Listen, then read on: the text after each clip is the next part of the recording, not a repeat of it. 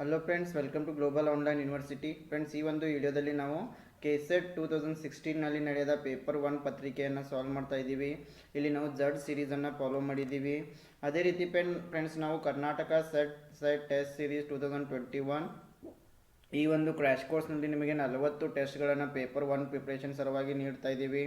ಇದರ ಜೊತೆಗೆ ಪ್ರತಿಯೊಂದು ಟೆಸ್ಟ್ನ ಸೊಲ್ಯೂಷನ್ PDF ಅನ್ನು ಕೂಡ ನಿಮಗೆ ನೀಡಲಾಗ್ತದೆ. ಮತ್ತು ಪ್ರತಿಯೊಂದು ಯೂನಿಟ್ನ ಮೇಲೆ 100 MCQ PDF ಅನ್ನು ನಿಮಗೆ ನೀಡ್ತಾ ಇದ್ದೀವಿ. ಮತ್ತು ಪ್ರತಿಯೊಂದು ಯೂನಿಟ್ನ ಮೇಲೆ ನೋಟ್ಸ್ ಕೂಡ ನಿಮಗೆ ಇಂಗ್ಲೀಷ್ ಮತ್ತು ಕನ್ನಡ ಎರಡೂ ಲ್ಯಾಂಗ್ವೇಜ್ನಲ್ಲಿ ಲಭ್ಯವಿದೆ. ಸೊ ಈ ಒಂದು ಕೋರ್ಸ್ಗೆ ನೀವು ಜಾಯಿನ್ ಆಗಲು ಇಲ್ಲಿ ನೀಡಿರೋ ನಂಬರ್ಸ್ಗೆ ಕಾಂಟ್ಯಾಕ್ಟ್ ಮಾಡ್ಬೋದು. ಅದೇ ರೀತಿ ಇಲ್ಲಿ ಎಲ್ಲ ಮಟೀರಿಯಲ್ ನಿಮಗೆ ಇಂಗ್ಲೀಷ್ ಮತ್ತು ಕನ್ನಡ ಎರಡರಲ್ಲಿಯೂ ಕೂಡ ಸಿಗ್ತಾ ಇದೆ. ಅದೇ ರೀತಿ ನೀವು ಗ್ಲೋಬಲ್ ಆನ್ಲೈನ್ ಯೂನಿವರ್ಸಿಟಿ ಆ್ಯಪನ್ನು ಡೌನ್ಲೋಡ್ ಮಾಡಿಕೊಂಡು ಕೂಡ ನೀವು ರಿಜಿಸ್ಟ್ರೇಷನ್ ಆಗ್ಬೋದು, ಅಥವಾ ನೀವು ನೇರವಾಗಿ ವಾಟ್ಸಪ್ ಗ್ರೂಪ್ನಲ್ಲಿಯೂ ಕೂಡ ರಿಜಿಸ್ಟ್ರೇಷನ್ ಮಾಡ್ಕೊಳ್ಬೋದು. ಇಲ್ಲಿ ನಿಮಗೆ ಡೈಲಿ ಒಂದು ಟೆಸ್ಟನ್ನು ನೀಡಲಾಗ್ತದೆ. ಟೆಸ್ಟನ್ನು ಅಟೆಂಡ್ ಆದ ನಂತರ ಸೊಲ್ಯೂಷನ್ PDF ನೀಡಲಾಗ್ತದೆ. ಅದೇ ರೀತಿ ನೀವು ನಮ್ಮೆಲ್ಲ ವಿಡಿಯೋ ಲೆಕ್ಚರ್ಸನ್ನು ಕೂಡ ಫಾಲೋ ಮಾಡಿದರೆ ಅಲ್ಲಿಯೂ ಕೂಡ ನೀವು 2000ಗಿಂತ ಹೆಚ್ಚಿನ MCQಗೆ ಪ್ರಿಪ್ರೇಷನನ್ನು ಮಾಡ್ತೀರಿ. ಸೊ ಟೋಟಲ್ ಈ ಒಂದು ಕ್ರ್ಯಾಶ್ ಕೋರ್ಸ್ನಲ್ಲಿ ನೀವು ಸುಮಾರು 3000ಗಿಂತ ಹೆಚ್ಚಿನ MCQಗೆ ಪ್ರಿಪ್ರೇಷನನ್ನು ಮಾಡ್ತೀರಿ. ಸೊ ಈ ಒಂದು ಕ್ರ್ಯಾಶ್ ಕೋರ್ಸ್ಗೆ ನೀವು ಜಾಯಿನ್ ಆಗಲು ನಂಬರ್ಸ್ಗೆ ಕಾಂಟ್ಯಾಕ್ಟ್ ಮಾಡ್ಬೋದು. So let's move to the question number 1. Question number 1 ಏನಿದೆ, ಪಾರ್ಮರ್ಸ್ ಲಂಗ್ ಕಾಯಿಲೆಯು ಇದರಿಂದಾಗಿ ಪ್ರಾರಂಭವಾಗುತ್ತದೆ. ಆಪ್ಷನ್ ಎ ಪರಾಗರೇಣು, ಆಪ್ಷನ್ ಬಿ ಹೊಗೆ, ಆಪ್ಷನ್ ಸಿ ಬೂಸ್ಟ್ ಬಂದ ಒಣಹುಲ್ಲು, ಆಪ್ಷನ್ ಡಿ ಬೂಸ್ಟ್ ಬಂದ ಕಬ್ಬು.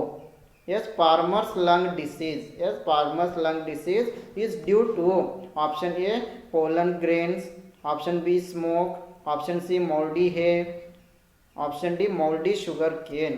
Here the right answer is C ಮತ್ತು D ಎರಡು ಕೂಡ ರೈಟ್ ಆಗಿವೆ. ಇಲ್ಲಿ C and D both are correct here, because farmer's lung disease it is due to moldy hay and also moldy sugar cane. ಈ ಪಾರಾಮಸ್ lung ಕಾಯಿಲೆ ಎಂಬುದು ಬೂಸ್ಟ್ ಬಂದ ಒಣ ಹುಲ್ಲಿನಿಂದ ಬರ್ತದೆ ಮತ್ತು ಬೂಸ್ಟ್ ಬಂದ ಕಬ್ಬಿನಿಂದನೂ ಕೂಡ ಇದು ಬರ್ತದೆ. ಸೊ ಇಲ್ಲಿ ಆಪ್ಷನ್ ಸಿ ಮತ್ತು ಆಪ್ಷನ್ ಡಿ ಎರಡೂ ಕೂಡ ಇಲ್ಲಿ ಸರಿಯಾದ ಉತ್ತರ ಆಗಿವೆ. Farmer's lung occurs because of repeated exposure of antigens that is found in the mold spores, hay, crops, animal feed, triggers an allergic reaction within the farmer's immune system. So here the cause it is due to crops, hay and also animal feed. So here both options are correct here. ಹೀಗಾಗಿ ಇಲ್ಲಿ ಏನಾಗಿದೆ, ಈ farmers lung ಕಾಯಿಲೆ ಎಂಬುದು ಈ ಬೂಸ್ಟ್ ಬಂದ ಹುಲ್ಲಾಗಿರ್ಬೋದು, ಬೂಸ್ಟ್ ಬಂದ ಕಬ್ಬಾಗಿರ್ಬೋದು, ಇತ್ಯಾದಿಗಳಿಂದ ಬರೋದ್ರಿಂದ ಇಲ್ಲಿ ಆಪ್ಷನ್ ಸಿ ಮತ್ತು ಆಪ್ಷನ್ ಡಿ ಎರಡೂ ಕೂಡ ಸರಿಯಾಗಿವೆ. Let us move to the next question. An increase in the number or size of the dust particle in air leads to warming, because when the dust particle size or number increasing in the air, it leads to warming. The air starts warming. This is because, what is the reason here? Option A, it scatters moisture in air. Option B, it scatters all kinds of light. Option C, it increases moisture in the air. Option D, it absorbs moisture in the air. ಗಾಳಿಯಲ್ಲಿ ಹೆಚ್ಚಾದ ಸಂಖ್ಯೆಯ ಧೂಳಿನ ಕಣಗಳು ತಾಪಮಾನವನ್ನು ಉಂಟು ಮಾಡುತ್ತವೆ. ಏಕೆಂದರೆ ಯಾವಾಗ ಗಾಳಿಯಲ್ಲಿ ಈ ಡಸ್ಟ್ ಪಾರ್ಟಿಕಲ್ ಧೂಳು ಕಣಗಳು ಹೆಚ್ಚಾಗ್ತವೆ, ಆವಾಗ ಗಾಳಿಯಲ್ಲಿ ತಾಪಮಾನ ಹೆಚ್ಚಾಗ್ತದೆ. ಗಾಳಿ ವಾರ್ಮ್ ಆಗೋಕ್ಕೆ ಸ್ಟಾರ್ಟ್ ಆಗ್ತದೆ. ಏಕೆಂದರೆ ಈ ಡಸ್ಟ್ ಪಾರ್ಟಿಕಲ್ ಧೂಳಿನ ಕಣಗಳು ಗಾಳಿಯಲ್ಲಿ ತೇವಾಂಶವನ್ನು ಚದುರಿಸುತ್ತವೆ. ಇದು ಎಲ್ಲ ರೀತಿಯ ಬೆಳಕನ್ನು ಚದುರಿಸುತ್ತವೆ. ಇದು ಗಾಳಿಯಲ್ಲಿ ತೇವಾಂಶವನ್ನು ಹೆಚ್ಚಿಸುತ್ತದೆ. ಇದು ಗಾಳಿಯಲ್ಲಿ ತೇವಾಂಶವನ್ನು ಹೀರಿಕೊಳ್ಳುತ್ತದೆ. Here the right answer is, ಇಲ್ಲಿ ಕೂಡ KSET 2016ರ ಒಂದು ಆನ್ಸರ್ ಕೀನಂತೆ ಎರಡು ಸರಿಯಾದ ಆನ್ಸರ್ಗಳನ್ನು ಕೊಟ್ಟಿದ್ದಾರೆ. ಒಂದು ಬಿ, ಇನ್ನೊಂದು ಡಿ. ಬಿ ಇದು ಎಲ್ಲ ರೀತಿಯ ಬೆಳಕನ್ನು ಚದುರಿಸುತ್ತದೆ. ಹೌದಲ್ಲ, ಯಾವಾಗ ಗಾಳಿಯಲ್ಲಿ ಈ ಧೂಳಿ ಕಣಗಳ ಸಂಖ್ಯೆ ಹೆಚ್ಚಾಗ್ತದೆ, ಇದರಿಂದ ಏನಾಗ್ತದೆ, ಈ ಬೆಳಕು ಎಲ್ಲ ಕಡೆಯೂ ಚದುರಿಕೆಯನ್ನು ಹೊಂದುತ್ತದೆ. ಸೊ ಇದರಿಂದಾಗಿ ಕೂಡ ಗಾಳಿಯಲ್ಲಿ ತಾಪಮಾನ ಹೆಚ್ಚಾಗ್ತದೆ ಮತ್ತು ಇದು ಗಾಳಿಯಲ್ಲಿರುವ ತೇವಾಂಶವನ್ನು ಹೀರಿಕೊಳ್ತದೆ. ಹೀಗಾಗಿ ಏನಾಗ್ತದೆ, ಇಲ್ಲಿ ಧೂಳಿನ ಕಣಗಳು ಹೆಚ್ಚಾದಂತೆ ಇದು ಗಾಳಿಯಲ್ಲಿರೋ ತೇವಾಂಶವನ್ನೆಲ್ಲ ಹೀರಿಕೊಳ್ಳೋದ್ರಿಂದ ಗಾಳಿಯಲ್ಲಿ ಏನಾಗ್ತದೆ, ತಾಪಮಾನ ಹೆಚ್ಚಾಗ್ತಾ ಹೋಗ್ತದೆ. ಸೊ ಬಿ ಮತ್ತು ಡಿ ಎರಡೂ ಕೂಡ ಸರಿಯಾಗಿವೆ ಇಲ್ಲಿ. Yes friends, when there is an increase in the number of dust particles in the air, what will happen when the number of dust particles or size of the dust particles are increasing in the air? These increased dust particles are scattering the light in the air. Yes, due to this air gets warming. Yes, when the light is scattering, air gets warming. Yes, this is also true. And also D option is when dust particles are increasing the air, these increased dust particles will absorb moisture in the air. This is also correct here. So there are option B and two options are correct here. Yes, here you can see dust particles come in many sizes. Yes, high pressure air humidifying systems can produce water mist fine enough to capture the smallest dust particles. Yes friend, for more information you can read you can stop the video and you can read. Therefore an increase in the number or size of the dust particle in air leads to warming, because it is going to absorb the moisture in the air, and also it will scatter the light in the air. So B and D are correct here. Yes, question number 3. Tsunami occurs due to option A earthquake generated in subduction zone, option B wave upwelling, option C wind impact, option D tidal force. Tsunami ಉಂಟಾಗುವುದು ಇದರಿಂದ ಭೂಕಂಪವು subduction ವಲಯದಿಂದ ಹೆಚ್ಚುತ್ತದೆ, ಅಲೆಗಳ ಎತ್ತರಿಸುವಿಕೆಯಿಂದ, ಗಾಳಿಯ ಬಲವಾದ ಪ್ರಭಾವದಿಂದ, ತೆರೆಗಳ ಬಲದಿಂದ. Yes, one of the most important reason for a tsunami is option A earthquake generated in the subduction zone. Yes, ಭೂಕಂಪವು ಸಬ್ಡಕ್ಷನ್ ವಲಯದಿಂದ ಹುಟ್ಟುತ್ತದೆ. So option A is the right answer. Yes, most tsunamis are caused by earthquakes generated in a subduction zone, an area where ocean plates is being pushed down into the mantle by plate tectonic forces. A subduction zone means, yes, what is subduction zone? It is an area, yes, where oceanic plates are being pushed down into the mantle by plate tectonic forces. Yes, please remember it. So tsunamis are most tsunamis. There are also some other reasons are there, but most tsunamis occurs due to the earthquakes in subduction zone. ಇನ್ನೂ ಹಲವಾರು ಕಾರಣಗಳಿವೆ ಸುನಾಮಿಗೆ, ಆದರೆ ಹೆಚ್ಚಿನ ಸುನಾಮಿಗಳು ಈ subduction ಝೋನ್ನಲ್ಲಿ ಉಂಟಾಗುವ ಭೂಕಂಪಗಳಿಂದ ಉಂಟಾಗ್ತವೆ. Yes, question number 4. The percentage of solar radiation used in photosynthesis is. Yes, the percentage of solar radiation used in photosynthesis process is option A 10, option B 12, option C 8, option D 4. ದ್ಯುತಿ ಸಂಶ್ಲೇಷಣಾ ಕ್ರಿಯೆಯಲ್ಲಿ ಉಪಯೋಗಿಸಲ್ಪಡುವ ಸೌರ ವಿಕಿರಣದ ಶೇಕಡಾ ಪ್ರಮಾಣ ಎಷ್ಟು? S, ಈ ಒಂದು ಪ್ರಶ್ನೆಗೆ ನಮಗೆ ಇಲ್ಲಿ ಗ್ರೇಸ್ ಮಾರ್ಕ್ಸ್ ಅನ್ನು ನೀಡಲಾಗಿತ್ತು, because there is no correct option here. ಇಲ್ಲಿ ಯಾವುದೇ ಆಪ್ಷನ್ ಸರಿಯಾಗಿಲ್ಲ, ಹಾಗಾಗಿ ಗ್ರೇಸ್ ಮಾರ್ಕ್ಸ್ ಅನ್ನು ನೀಡಲಾಗಿತ್ತು. Then the percentage of solar radiation used in photosynthesis is 3 to 6%. Yes, that is 3 to 6%, 3ರಿಂದ 6%. But 3 to 6 there is options. 3 to 6 is not there in the option. ಇಲ್ಲಿ ಆಪ್ಷನ್ನಲ್ಲಿ 3 to 6% ಕೊಟ್ಟಿಲ್ಲ, ಹೀಗಾಗಿ ಇದು ಇಲ್ಲಿ ಗ್ರೇಸ್ ಮಾರ್ಕ್ಸ್ ಅನ್ನು ನೀಡಲಾಗಿತ್ತು. Then question number 5. United Nations International Strategy for Disaster Reduction was established in. Yes, United Nations International Strategy for Disaster Reduction was established in. ಸಂಯುಕ್ತ ರಾಷ್ಟ್ರಗಳ ವಿಪತ್ತನ್ನು ಕಡಿಮೆಗೊಳಿಸುವುದಕ್ಕಾಗಿ ಅಂತಾರಾಷ್ಟ್ರೀಯ ಯುದ್ಧ ಸ್ಥಾಪನೆಯಾಗಿದ್ದು 1999, 2001, 1996, 1998. The right answer is option A 1999. Yes, please remember it. United Nations International Strategy for Disaster Reduction. It's established in the year of 1999. Yes, the United Nations Office for Disaster Risk Reduction. It was created in December 1999. And what is the main motive of this? To ensure the implementation of international strategy for disaster reduction.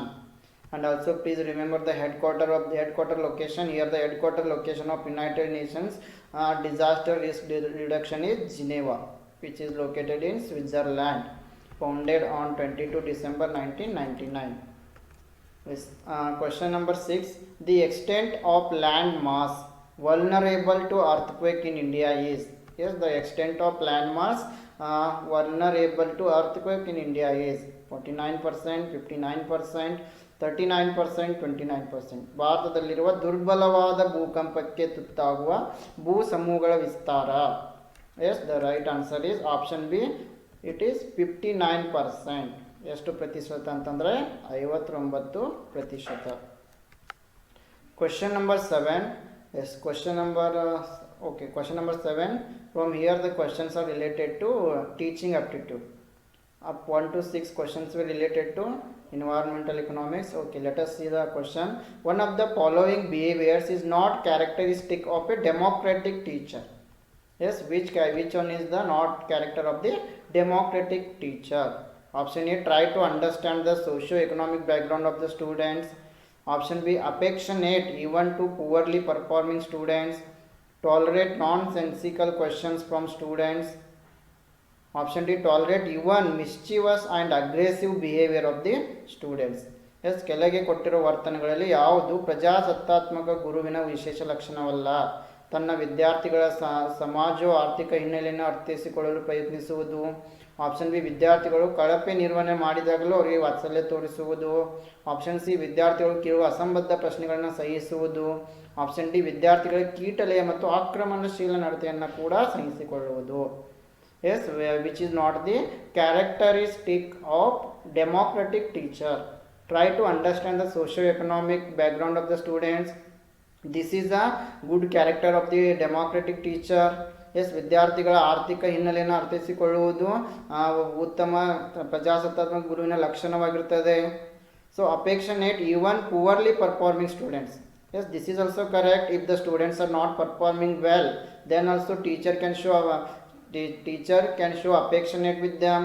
Their teacher will try to improve them.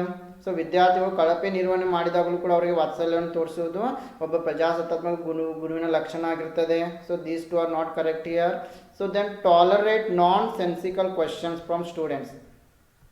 S, when students are asking non-sensical questions, yes, the questions which are not related to the syllabus or teaching level, then some teacher will also tolerate this. Yes, ಯಾವಾಗ ವಿದ್ಯಾರ್ಥಿಗಳು ಅಸಂಬಂಧ ಪ್ರಶ್ನೆಗಳನ್ನ ಕೇಳ್ತಾರೆ ಅದನ್ನು ಕೂಡ ಒಬ್ಬ ಪ್ರಜಾಸತ್ತಾತ್ಮಕ ಶಿಕ್ಷಕ ಸಹಿಸ್ಕೊಳ್ತಾನೆ. But when students are tolerating even mischievous and aggressive behaviour of the students, yes, teacher is not going to tolerate this level of behaviour from the students. So option D is the correct answer. Yes, ಇಲ್ಲಿ ವಿದ್ಯಾರ್ಥಿಗಳ ಕೀಟಲೆಯ ಮತ್ತು ಆಕ್ರಮಣಶೀಲ ನಡತೆಯನ್ನು ಯಾವುದೇ ಒಬ್ಬ teacher ಸಹಿಸಿಕೊಳ್ಳಲು ಸಾಧ್ಯವಾಗುವುದಿಲ್ಲ. So ಇಲ್ಲಿ ಸರಿಯಾದ ಉತ್ತರ ಯಾವುದು? Option D. Yes, option D. It is not the characteristic of democratic teacher. Yes, ಇದು ಪ್ರಜಾಸತ್ತಾತ್ಮಕ ಶಿಕ್ಷಕರ ಲಕ್ಷಣ ಆಗಿಲ್ಲ. Question number 8, match the following. Method of teaching, then technique. Lecture method, discussion method, seminar, workshop. Here interactive skills, presentation skills, then persuasive skills, guided practice. ಇಲ್ಲಿ ಉಪನ್ಯಾಸ ಇದೆ, ಚರ್ಚೆ, ವಿಚಾರ ಸಂಕಿರಣ, ಕಾರ್ಯಾಗಾರ, ಪರಸ್ಪರ ವರ್ತನಾ ಕೌಶಲ್ಯಗಳು, ಪ್ರಸ್ತುತಪಡಿಸುವ ಕೌಶಲ್ಯಗಳು, ಪ್ರೇರಿಸುವ ಕೌಶಲ್ಯಗಳು, ದೆನ್ ಮಾರ್ಗದರ್ಶಿ ಆಚರಣೆ. ಎಸ್, ವೆನ್ ಈ ರೀತಿಯ ಪ್ರಶ್ನೆಗಳನ್ನು ನೀವು ಸಾಲ್ವ್ ಮಾಡುವಾಗ ಸ್ವಲ್ಪ ಮೊದಲು ನಿಮಗೆ ಗೊತ್ತಿರೋ ಟೆಕ್ನಿಕ್ಗಳನ್ನು ಅಪ್ಲೈ ಮಾಡ್ತಾ ಹೋಗಬೇಕು. For example, in lecture method I know presenting skills are very important. Yes, ಹೌದಲ್ಲ, ಉಪನ್ಯಾಸ ರೀತಿಯಲ್ಲಿ ಕೌಶಲ್ಯಗಳನ್ನು ಪ್ರಸ್ತುತಪಡಿಸುವುದು ತುಂಬ ಮಹತ್ವದ್ದಾಗಿರ್ತದೆ. So A is 2. If A is 2 means you can eliminate 2 options here. In only 2 options, A is 2 is there. Yes, lecture method, presentation skills are very important. ಉಪನ್ಯಾಸ ಮಾದರಿಯಲ್ಲಿ ಕೌಶಲ್ಯಗಳನ್ನು ಪ್ರಸ್ತುತಪಡಿಸುವುದು ತುಂಬಾ ಅವಶ್ಯಕತೆ ಆಗಿರ್ತದೆ. ಅದೇ ರೀತಿ in workshop also, yes, workshop guided practice is required. Yes, ಅದು ಕಾರ್ಯಾಗಾರಕ್ಕೆ ಮಾರ್ಗದರ್ಶನ ಬೇಕೇ ಬೇಕು. So option D is 4 here. Yes, in B and C option D is 4. Then coming to the discussion and seminar. Here 2 options are left. Interactive skills, then persuasive skills. Yes ಚರ್ಚೆಯಲ್ಲಿ ಚರ್ಚೆ ಮತ್ತು ವಿಚಾರ ಸಂಕಿರಣಗಳು ಎರಡು ಉಳಿದಿದ್ದಾವೆ. ಪರಸ್ಪರ ವರ್ತನಾ ಕೌಶಲ್ಯಗಳು, ಪ್ರೇರಿಸುವ ಕೌಶಲ್ಯಗಳು. Yes okay, in discussion I think interactive skills is the right answer. So let us check it. So here the right answer is option B. Yes, A is lecture is related to presentation skills. It is correct. B, discussion is related to interactive skills. Yes, this is correct. Then seminar is related to persuasive skills. Then workshop is related to guided practice. Yes, ಉಪನ್ಯಾಸ ಇದು ಪ್ರಸ್ತುತಪಡಿಸುವ ಕೌಶಲ್ಯ, ಚರ್ಚೆ ಪರಸ್ಪರ ವರ್ತನಾ ಕೌಶಲ್ಯಗಳು, then ವಿಚಾರ ಸಂಕಿರಣ ಪ್ರೇರಿಸುವ ಕೌಶಲ್ಯಗಳು, ಕಾರ್ಯಾಗಾರ ಮಾರ್ಗದರ್ಶಿ ಆಚರಣೆ. Question number 9, again match the following question. Tests and skills, sentence completion, multiple choice, match the following, read the passage and answer the questions, association, recognition, comprehension, recall. ವಾಕ್ಯ ಪೂರ್ಣಗೊಳಿಸುವಿಕೆ, ಬಹು ಆಯ್ಕೆಗಳು, ಹೊಂದಿಸಿ ಬರೆಯಿರಿ, ವಾಕ್ಯ ವೃಂದವನ್ನು ಓದಿ ಪ್ರಶ್ನೆಗಳನ್ನು ಉತ್ತರಿಸುವುದು, ಸಹಚರ್ಯ, ಗುರುತಿಸುವಿಕೆ, ಗ್ರಹಣ ಶಕ್ತಿ, ಸ್ಮರಣ ಶಕ್ತಿ. ಎಸ್, ಈ ರೀತಿ ಇಲ್ಲಿ ನಿಮಗೆ ಮೊದಲು ಯಾವುದಾದ್ರೂ ಒಂದು ಗೊತ್ತಿದ್ರೆ ಅದನ್ನು ನೀವು ಮಾರ್ಕ್ ಮಾಡ್ಕೊಳ್ಬೇಕು, ನಂತರ ಇಟ್ ಈಸಿ ಆಗ್ತದೆ. So here for example, yes I know, read the passage and answer the questions. Yes, read the passage and answer the questions, it is related to comprehension. Yes, just if you know the syllabus, if you read the question paper once again, you will come to know, because there will be paragraph, they will ask 5 questions. Yes, it is known as the comprehension. Yes, it means D is 3 here. Yes, D is 3, only one option is there. D 3 ಇದೆ, ಹೌದಲ್ಲ. ವಾಕ್ಯಗಳನ್ನು ಓದಿ ಪ್ರಶ್ನೆಗಳನ್ನು ಉತ್ತರಿಸುವುದು, ಇದಕ್ಕೇನಂತೀವಿ ಗ್ರಹಣ ಶಕ್ತಿ. D3 ಒಂದೇ option ಇದೆ ಇಲ್ಲಿ. So the right answer will be option A only. Yes, option A is the correct answer. Then let us solve others. So in this way, if you know any one, you will get the answer sometime. Yes, A is for sentence completion, means it is recall. To complete the sentence, you have to recall. Then multiple choice, recognition, match the following. Yes, association. This is also very easy to find. Then sentence, then read the passage and answer the questions, comprehension. ವಾಕ್ಯ ಪೂರ್ಣಗೊಳಿಸುವಿಕೆ ಅಂದರೆ ಸ್ಮರಣ ಶಕ್ತಿ. ಬಹು ಆಯ್ಕೆಗಳು ಅಂತಂದರೆ ಗುರುತಿಸುವಿಕೆ. ಹೊಂದಿಸಿ ಬರೆಯಿರಿ ಅಂತಂದರೆ ಅಸೋಸಿಯೇಷನ್, ಸಹಚರ್ಯ. ವಾಕ್ಯವೃಂದವನ್ನು ಓದಿ ಪ್ರಶ್ನೆಗಳನ್ನು ಉತ್ತರಿಸುವುದು ಗ್ರಹಣ ಶಕ್ತಿ. Question number 10, identify the behaviour which is professional ethics of a teacher. Yes, professional ethics of a teacher. Yes, I hope you know about the ethics in teaching. Option A, ignore the student who wants to answer all questions. Option B, encroaching on the teaching period of colleague. Option C, going late to the class. Option D, take extra classes to complete the syllabus. Which one is related to professional teaching ethics? ಶಿಕ್ಷಕರ ವೃತ್ತಿ ನಿಯಮಗಳಾಗಿರೋ ವರ್ತನೆಗಳನ್ನು ಗುರುತಿಸಿ ಪ್ರಶ್ನೆಗಳಿಗೆ ಉತ್ತರಿಸಲು ಬಯಸುವ ವಿದ್ಯಾರ್ಥಿನ ಅವಲಕ್ಷಿಸುವುದು ಅಲ್ಲ. ಸಹ ಪ್ರಾಧ್ಯಾಪಕನ ಬೋಧನಾ ಅವಧಿಯನ್ನು ಅತಿಕ್ರಮಿಸುವುದು, ಇದು ಕೂಡ ತಪ್ಪಲ್ಲ. ಬೇರೆ ಲೆಕ್ಚರ್ಸ್ ಬೋಧನಾ ಅವಧಿಯನ್ನು ನಾವು ಉಪಯೋಗಿಸಿಕೊಳ್ಳುವುದು. ತರಗತಿಗಳಿಗೆ ಲೇಟ್ ಮಾಡಿ ಹೋಗುವುದು, ಇದು ಕೂಡ ಸರಿಯಾಗಿ ಅಲ್ಲ.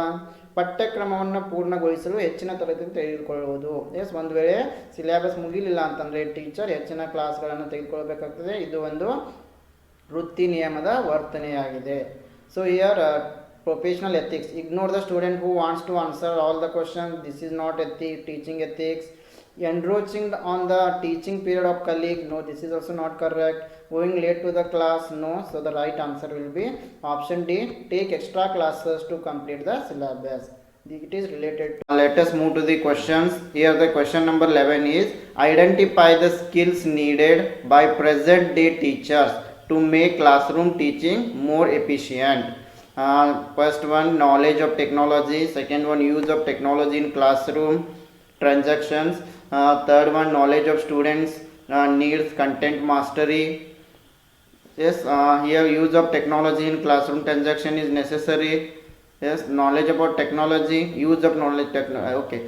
Teachers must know how to use the technology, so we can take second one correct here. Knowledge of students of needs, yes, this is also needed. Content mastery, absolutely. So I think 2, 3, 4 are correct here. So let us check the answer. Okay, ಕನ್ನಡದಲ್ಲಿ ಈಗಿನ ಶಿಕ್ಷಕರಿಗೆ ತರಗತಿಯಲ್ಲಿ ಹೆಚ್ಚು ಪರಿಣಾಮಕಾರಿಯಾಗಿ ಅಥವಾ ದಕ್ಷವಾಗಿ ಬೋಧಿಸಲು ಅಗತ್ಯವಾದ ಕೌಶಲ್ಯಗಳನ್ನು ಗುರುತಿಸಿ. ಒಂದು, ತಂತ್ರಜ್ಞಾನದ ಬಗ್ಗೆ ತಿಳುವಳಿಕೆ. ಎಸ್, 2 ತರಗತಿಯ ಕಾರ್ಯಕ್ರಮಗಳಲ್ಲಿ ತಂತ್ರಜ್ಞಾನದ ಉಪಯೋಗ. ಇಲ್ಲಿ ನೋಡಿ, ಎರಡೂ ಕೂಡ ತಂತ್ರಜ್ಞಾನದ ಬಗ್ಗೆನೇ ಹೇಳ್ತಾ ಇದ್ದೇವೆ. ತಂತ್ರಜ್ಞಾನದ ಬಗ್ಗೆ ತಿಳುವಳಿಕೆ ಎಷ್ಟಿದೆಯೋ ಅಷ್ಟೇ ಅದನ್ನು ಉಪಯೋಗ ಮಾಡುವುದು ಕೂಡ ಕ್ಲಾಸಲ್ಲಿ ಗೊತ್ತಿರಬೇಕು. ಹಾಗಾಗಿ ನಾವಿಲ್ಲಿ ಸೆಕೆಂಡ್ ಒನ್ ತಗೊಳ್ಬೋದು. ಸೊ ಥರ್ಡ್ ಒನ್, ವಿದ್ಯಾರ್ಥಿಗಳ ಅಗತ್ಯಗಳಿಗೆ ಬಗ್ಗೆ ತಿಳುವಳಿಕೆ. ಎಸ್, ವಿದ್ಯಾರ್ಥಿಗಳಿಗೆ ಯಾವ ವಿಷಯ ಬೇಕಾಗಿದೆ ಎಂಬುದು ಅವರಿಗೆ ತಿಳಿದು ಅವರ ಅಗತ್ಯಗಳೇನೇನು ಎಂಬುದು ತಿಳುವಳಿಕೆ ಇರಬೇಕು. ವಿಷಯದ ಬಗ್ಗೆ ಪಾಂಡಿತ್ಯವನ್ನು ಹೊಂದಿರಬೇಕು. So your right answer is option C. Yes, option C is the right answer. 2, 3 and 4. Yes, option C, 2, 3 and 4 are correct here. Yes, question number 12. Whom do you like the most among the following types of teachers? One who uses option A, motion pictures as a result.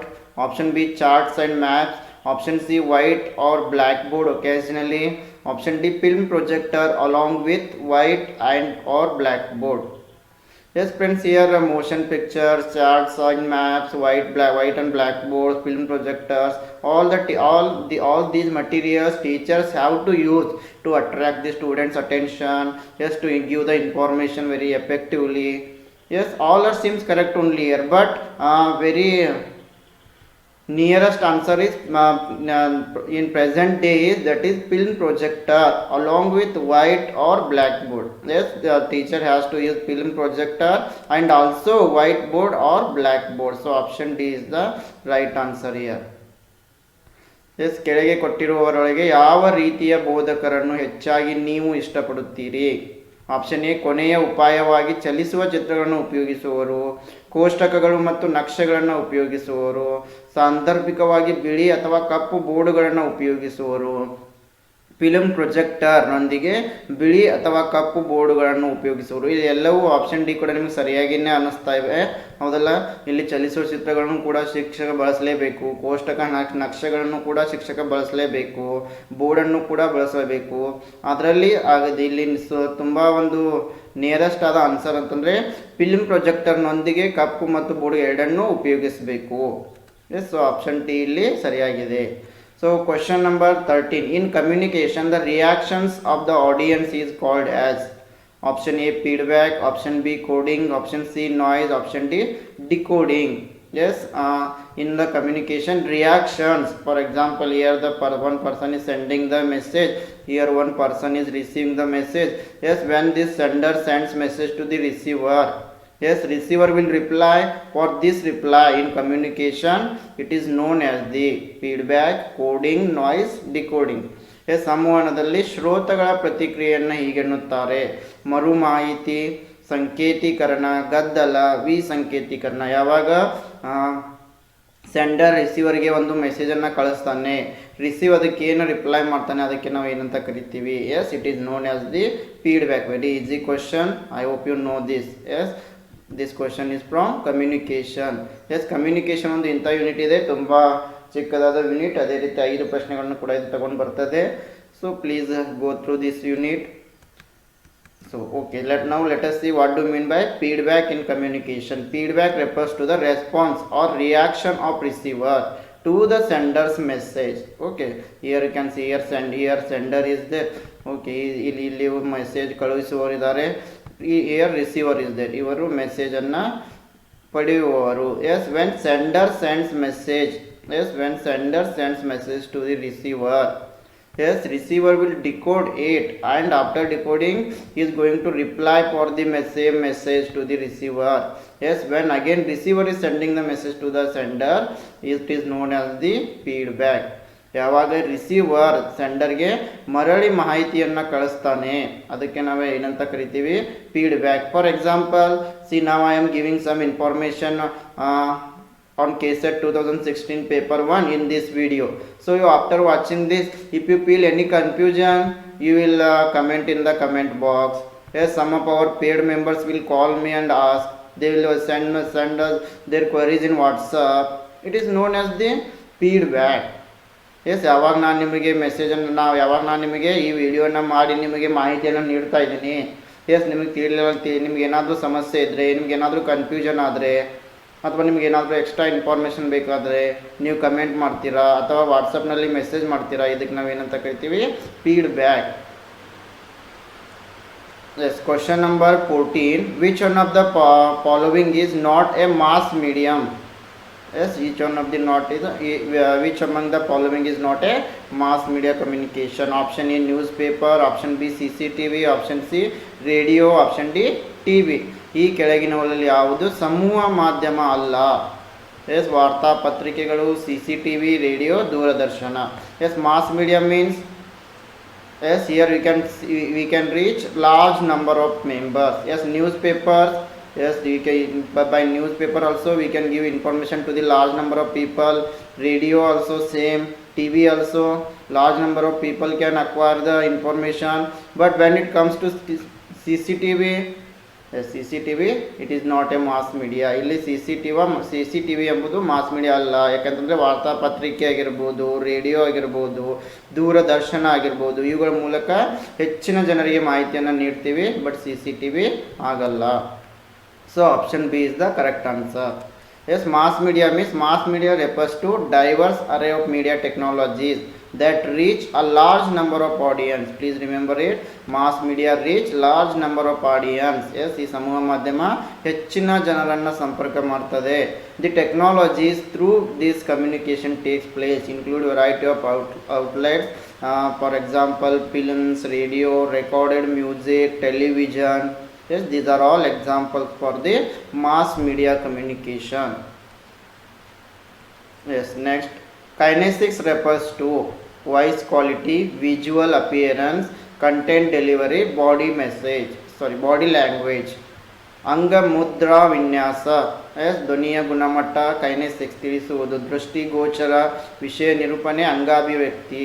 S, ಇಲ್ಲಿ ಕನ್ನಡದಲ್ಲಿ already ಪ್ರಶ್ನೆಯಲ್ಲಿನೇ ಉತ್ತರ ಇದೆ. ಅಂಗ ಮುದ್ರಾ ವಿನ್ಯಾಸ ಅಂತಂದರೆ ಅಂಗಾಭಿವ್ಯಕ್ತಿ. Yes, kinesics refers to body language. Yes, ನೀವು ಅದಕ್ಕೆ ಸ್ವಲ್ಪ ಪ್ರಶ್ನೆಗಳನ್ನು ಸರಿಯಾಗಿ ಓದಬೇಕು. ಕೆಲವೊಂದು ಸಾರಿ ಪ್ರಶ್ನೆಯಲ್ಲಿನೇ ಉತ್ತರ ಇರ್ತದೆ ನೋಡಿ. ಇಲ್ಲಿ ಮುದ್ರಾ ವಿನ್ಯಾಸ ಅಂದರೆ ಅಂಗಾಭಿವ್ಯಕ್ತಿ. Yes, then what do you mean by kinesics? Kinesics refers to body language. Yes, when we use body language in the communication process, it is known as the kinesics. Yes, here you can see kinesics communication. It is all about communication through our body movements. Yes, for example, gestures, facial expressions. Yes, it is all about non-verbal communication. Please remember it. It is non-verbal coding in communication. Yes, kinesics, it is non-verbal behavior. It also includes communicating using body as a whole. Yes, kinesics ನಲ್ಲಿ ಏನು ಮಾಡ್ತೀವಿ ನಾವು body language ಮೂಲಕ ಕಮ್ಯುನಿಕೇಷನನ್ನು ಮಾಡ್ತೀವಿ. ಇಲ್ಲಿ ಇದು ಒಂದು ಪೂರ್ತಿಯಾಗಿ ನಮ್ಮ ಮುಖದ ಹಾವಭಾವಗಳಾಗಿರ್ಬೋದು ಅಥವಾ ನಮ್ಮ ನಮ್ಮ ಮಾತನಾಡೋದನ್ನೇ ನಾವು ನೀಡುವ ಸೂಚನೆಗಳಾಗಿರ್ಬೋದು. ಎಸ್, ಈ ಉದಾಹರಣೆಗೆ ಕ್ಲಾಸ್ನಲ್ಲಿ ಟೀಚರ್ ನಿಮಗೆ ಪ್ರಶ್ನೆಗಳನ್ನ ಕೇಳಿದರೆ ನಾವೇನು ಮಾಡ್ತೀವಿ, ಕೈಯನ್ನು ಎತ್ತೀವಿ. ಅದರ ಅರ್ಥ ನಮಗೆ ಉತ್ತರ ಗೊತ್ತಿದೆ ಅಂತ ಟೀಚರ್ ತಿಳ್ಕೊಳ್ತಾರೆ. ಇದು ಒಂದು ಕೈನೆಸಿಕ್ಸ್. ಇಲ್ಲಿ ಕೂಡ ಹಲವಾರು ಎಕ್ಸಾಂಪಲ್ ಇವೆ, ನೀವು ನೋಡ್ಬೋದು. Here examples are there. See, I really want that job mister Brown. So see, for this he wants a job, so he is giving expression like this. Yes, he has got the job. See his expression. Yes, see, I am guilty. When we feel guilty, yes, when we are saying sorry to someone else, we do our body movements like this. Now listen, when we are giving ordering, yes, our body movement is different. Yes, tired. So these are the examples for kinesics. Question number 16. The communication instrument which is owned by the maximum number of people in our country is. Yes, which communication instrument is having more number of people in our country? Radio, TV, mobile phone, computer. ನಮ್ಮ ದೇಶದಲ್ಲಿ ಗರಿಷ್ಠ ಸಂಖ್ಯೆಯ ಜನರು ಹೊಂದಿರುವ ಸಂಪರ್ಕ ಮಾಧ್ಯಮ ಯಾವುದು? Radio, ದೂರದರ್ಶನ, mobile phone, computer. It's very easy question. I hope you all know it. The right answer is mobile phone. ಇಲ್ಲಿ ಸರಿಯಾದ ಉತ್ತರ mobile phone. Yes, question number 17. Gestures are good example for. Option A language communication, option B non verbal communication, option C mass communication, option D intrapersonal communication. Yes, ಭಾವಾಭಿನಯಗಳು ಇದಕ್ಕೆ ಒಳ್ಳೆಯ ಉದಾಹರಣೆ. ಭಾಷಾ ಸಂವಹನ, ಪದರಹಿತ ಸಂವಹನ, Samuha Samuhana, Antar Vyakti Samuhana. Yes, in the previous question only we discussed. Yes, gestures are non-verbal communication. Yes, gestures ಅಂತಂದರೆ ಇವು ಪದರಹಿತ ಸಂವಹನಕ್ಕೆ ಉದಾಹರಣೆ ಅಂತ ಓದಿದ್ದೀವಿ. So option B is the right answer. Gestures are examples for non verbal communication. When students raises his hand in the class, yes, he won't speak. Yes, he is giving the message by his body movements, by gestures. Yes, gestures are non-verbal communication. Here you can see non-verbal communication is the transmission of message or signals through a non-verbal platform such as facial expression, gesture, posture or body language. Yes, here it uses social cues, kinesics, distance, physical environment, voice and touch. Okay, here you can see happiness. Yes, when you feel happiness, your facial expression different. If you are in sad, your expression is different.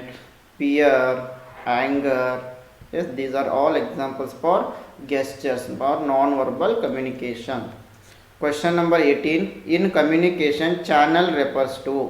Yes, option A message, option B content, option C decoding, option D medium employed. ಸಂವಹನದಲ್ಲಿ ವಾಹಿನಿಯು ತಿಳಿಸುವುದು ಸಂದೇಶ, ವಿಷಯ, V ಸಂಕೇತ, ಬಳಸಿಕೊಂಡ ಮಾಧ್ಯಮ. Yes, what do you mean by channel in communication? See, for example, here I want to give you some information regarding cassette. So I am having an information here. So I am giving this information to you all. Yes, ನನ್ನ ಹತ್ರ ಇಲ್ಲಿ ಮಾಹಿತಿ ಇದೆ. ನಾನು ಈ ಮಾಹಿತಿಯನ್ನು ನಿಮಗೆಲ್ಲ ನೀಡ್ತಾ ಇದ್ದೀನಿ, ಹೆಚ್ಚಿನ ಜನರಿಗೆ ಇಲ್ಲಿ ಮಾಹಿತಿಯನ್ನು ನಾನು ನೀಡ್ತಾ ಇದ್ದೀನಿ. ಆದರೆ ಮಾಹಿತಿ ಯಾವ ರೀತಿ ನೀಡ್ತಾ ಇದ್ದೀನಿ?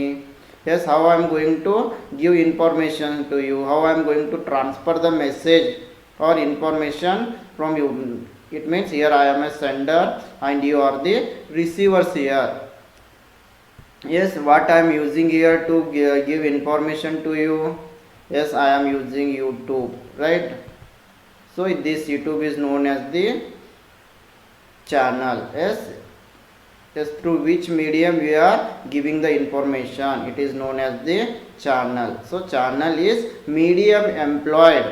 Yes, so here YouTube, this is acting as a medium between me and you, between the sender and the receivers. So it is medium employed. Channel means medium employed. ಸಂವಹನದಲ್ಲಿ ವಾಹಿನಿ ಅಂತಂತಂದರೆ ಇದು ಬಳಸಿಕೊಂಡ ಮಾಧ್ಯಮ.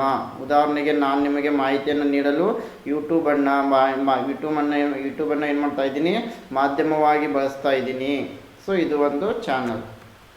ಎಸ್, ಇಲ್ಲಿ ಕೂಡ ನೀವು ನೋಡ್ಬೋದು, in communication process a medium, it is a channel or system of communication. It means by which information is transmitted between sender and the receiver. So channel, it is a medium between the audience and the sender. Yes, here you can see sender are taking an initiative to send the message.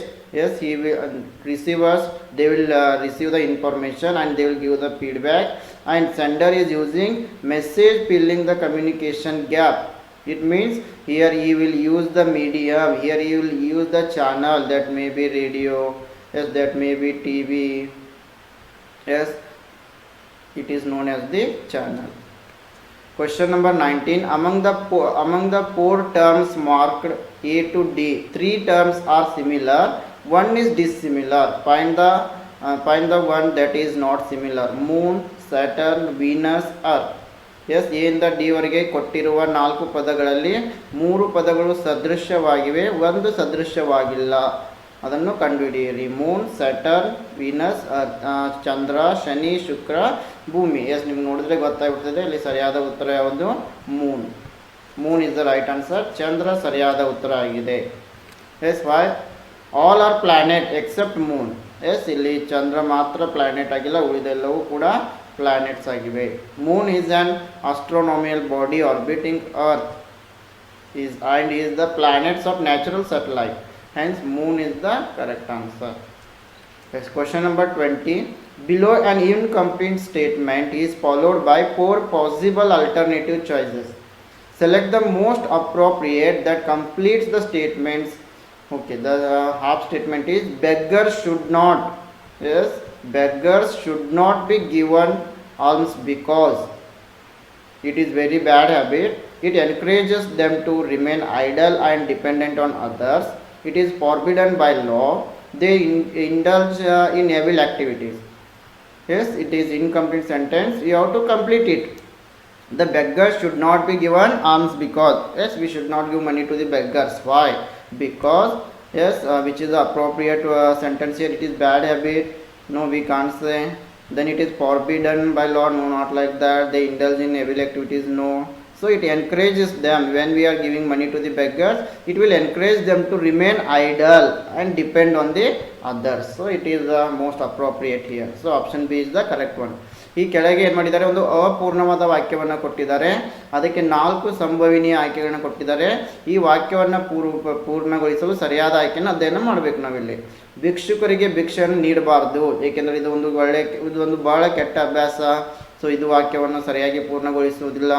ಕಾನೂನಿನ ಪ್ರಕಾರ ನಿಷೇಧಿಸಲ್ಪಟ್ಟಿದೆ, ಹಾಗೇನಿಲ್ಲ. ಕೆಲವು ಕೆಟ್ಟ ಚಟುವಟಿಕೆ ಸ್ವೇಚ್ಛರಾಗುತ್ತಾರೆ, ಹಾಗೇನಿಲ್ಲಲ್ಲ. So option B ಏನಿದೆ, ನಾವು ಭಿಕ್ಷುಕರಿಗೆ ಭಿಕ್ಷೆಯನ್ನು ನೀಡಿದರೆ ನಾವು ನೀಡಬಾರ್ದು, ಏಕೆಂದರೆ ಇದು ಅವರನ್ನು ಮೈಗಣ್ಣರನ್ನಾಗಿಸುತ್ತದೆ, ಇತರರ ಮೇಲೆ ಅವಲಂಬಿಸುವಂತೆ ಮಾಡುತ್ತದೆ. ಅದರಿಂದ ಇಲ್ಲಿ ಬಿ ಸರಿಯಾದ ಉತ್ತರ. So option B is the right answer. Okay friends, so let us move to the questions. Here question number 21. Choose the pair of words which shows the same relationship as given at the top. The relationship is primeval medieval. Yes, option A snow ice, option B thorn rose, option C gorilla soldier, option D dinosaur dragon. Yes, ಇಲ್ಲಿ ಒಂದೇ ರೀತಿಯ ಸಂಬಂಧವನ್ನು ತೋರಿಸುವ ಸರಿಯಾದ ಜೋಡಿಯನ್ನು ಮೊದಲಲ್ಲಿ ಕೊಟ್ಟಿರುವಂತೆ ಆರಿಸಿ. ಅಂದರೆ ಇಲ್ಲಿ ಅವರು ಆದಿಯುಗ ಮಧ್ಯಯುಗ ಎಂಬ ಸಂಬಂಧವನ್ನು ನೀಡಿದ್ದಾರೆ. ಪ್ರಿಮಿವಲ್ ಮಿಡಿವಲ್, ಎಸ್, ಈ ರೀತಿಯ ಸಂಬಂಧವನ್ನು ನೀಡಿದ್ದಾರೆ. ಇದಕ್ಕೆ ಸರಿ ಹೊಂದುವಂತೆ ಈ ಕೆಳಗಿನವುಗಳಲ್ಲಿ ನಾವು ಆಯ್ಕೆಯನ್ನು ಮಾಡಬೇಕು. ಆಪ್ಷನ್ ಎ ಹಿಮಗಡ್ಡೆ, ಆಪ್ಷನ್ ಬಿ ಮುಳ್ಳು ಗುಲಾಬಿ, ಆಪ್ಷನ್ ಸಿ ಗೊರಿಲ್ಲಾ ಸೈನಿಕ, option D dinosaur dragon. Yes, primeval medieval. Yes, if you read it carefully, then you will come to know the which is correct answer here. Yes, here the right answer will be option D, dinosaur dragon. Yes, ಇಲ್ಲಿ ಸರಿಯಾದ ಉತ್ತರ ಯಾವುದು? ಡೈನಾಸೋರ್ ಮತ್ತೆ dragon. Because see in primeval medieval, yes, primeval is the period or time before the medieval. Yes, right. Here primeval is the period or time before the medieval. Yes, ಇಲ್ಲಿ ಆದಿಯುಗ ಎಂಬುದು ಮಧ್ಯಯುಗಕ್ಕಿಂತ ಮಧ್ಯಯುಗಕ್ಕಿಂತ ಮೊದಲು ಬರುವ ಒಂದು ಯುಗವಾಗಿದೆ. Yes, in the same way dragon, yes, in the same way dinosaur dragon. Yes, the time of dinosaur is said to be before the dragons. Yes, the time of dinosaurs is said to be before the dragon. So dinosaur dragon is the correct answer. ಅದೇ ರೀತಿ ಡೈನಾಸೋರ್ಗಳು, S, ಡೈನಾಸೋರ್ಗಳು ಡ್ರ್ಯಾಗನ್ಗಿಂತ ಮೊದಲು ಬರ್ತವೆ. ಅಂದರೆ ಮೊದಲು ಡೈನಾಸೋರ್ ಆಗಿ ನಂತರ ಡ್ರ್ಯಾಗನ್ಗಳಾಗುವ ಒಂದು process ಇರ್ತದೆ. ಸೊ ಹೀಗಾಗಿ ಇಲ್ಲಿ ಡೈನಾಸೋರ್ ಡ್ರ್ಯಾಗನ್ ಏನಿದೆ ಇದು ಸರಿಯಾದ ಉತ್ತರ. Question number 22. Among the given number series spot the odd one. Yes, ಕೊಟ್ಟಿರುವ ಸಂಖ್ಯಾ ಶ್ರೇಣಿಯಲ್ಲಿ ಕ್ರಮಬದ್ಧವಲ್ಲದ ಶ್ರೇಣಿಯನ್ನು ಗುರುತಿಸಬೇಕಾಗಿದೆ. Yes, 3, 9, 6, 27. Option B 7, 21, 14, 147. Option C 6, 18, 12, 2 and 6. Option D 4, 12, 8, 48. S, ಇಲ್ಲಿ ಯಾವ ಒಂದು ಸೀರೀಸ್ ಸರಿಯಾಗಿದೆ ಅಂತ ನಾವು ನೋಡಬೇಕಾಗಿದೆ. ಯಾವ ಒಂದು ಸೀರೀಸ್ ಆಡ್ ಆಗಿದೆ. Yes, here the right answer will be option C 6, 18, 12, 2 and 6. Yes, option C ಇಲ್ಲಿ ಸರಿಯಾದ ಉತ್ತರ ಆಗಿದೆ. Yes, here what's happening here, because 3 into 3 27 and 3 into 2 6. Yes, 3 into 2 6. Here they have written 3 into 2 and 3 into 3 9. Right. So and 3 into 9 into 3 is 27. Yes, this will come here. Yes, in the same way 7 into 3 21 and 7 into 21 is 147. Right. Okay, then 4 into 3 12 and 12 into 4 is 48. But in this series 6 into 3 18, it is correct, but 6 into 18 6 into 18, 216 is wrong. I think it will be 108. So this one is wrong here. So option C is the correct answer. S friends, ಇಲ್ಲಿ ಏನಾಗ್ತಾ ಇದೆ, 3 into 3 9 ಅದೇ ರೀತಿ 9 into 3 ಇನ್ನು ಎರಡನ್ನು multiply ಮಾಡಿದ್ದಾರೆ. Okay, 9 into 3 ಎಷ್ಟಾಗಿದೆ ಇಲ್ಲಿ 27. ಅದೇ ರೀತಿ 7 ಇಂಟು 3 21 ಆಗಿದೆ. ಮತ್ತೆ 7 ಇಂಟು 21 ಈ ಎರಡು ನಂಬರನ್ನು ಮಲ್ಟಿಪ್ಲೈ ಮಾಡಿದ್ದಾರೆ. ಎಷ್ಟಾಗ್ತದೆ ಅದು 147. ಎಸ್ ಅದೇ ರೀತಿ ಇಲ್ಲಿ ಕೂಡ 4 ಇಂಟು 3 12, 12 ಇಂಟು 4 48 ಆಗ್ತದೆ, ಸರಿಯಾಗಿದೆ. ಇಲ್ಲಿ 6 ಇಂಟು 3 18 ಇದು ಸರಿಯಾಗಿದೆ. ಆದರೆ ಈ 18 ಇಂಟು 6 ಮಾಡಿದಾಗ 216 ಬರೋದಿಲ್ಲ, 108 ಬರ್ಬೋದು. ಸೊ ಹಾಗಾಗಿ ಆಪ್ಷನ್ ಸಿ ಇಲ್ಲಿ ಕ್ರಮಬದ್ಧವಲ್ಲ. So option C is the odd one. Yes the same thing has been explain in this slide. Okay, question number 23. If personality is coded QFSTPOBMJUZ, how would behavior coded? Yes, ಪರ್ಸನಾಲಿಟಿಯನ್ನು ಏನಂತ ಬರೆದಿದ್ದಾರೆ, QFSTPOBMJUZ ಅಂತ ಬರೆದಿದ್ದಾರೆ. ಹಾಗಾದರೆ ಬಿಹೇವಿಯರನ್ನು ಯಾವ ರೀತಿ ಸಂಕೇತಿಸಬಹುದು? ABCD 4 options are given here. Yes, this is very easy here. See here, first let us write the 24 alphabets. Then P is coded as Q. Yes, P is coded as Q means next +1 it is. Yes, +1. P is coded as Q. In the same way, let us code B as C.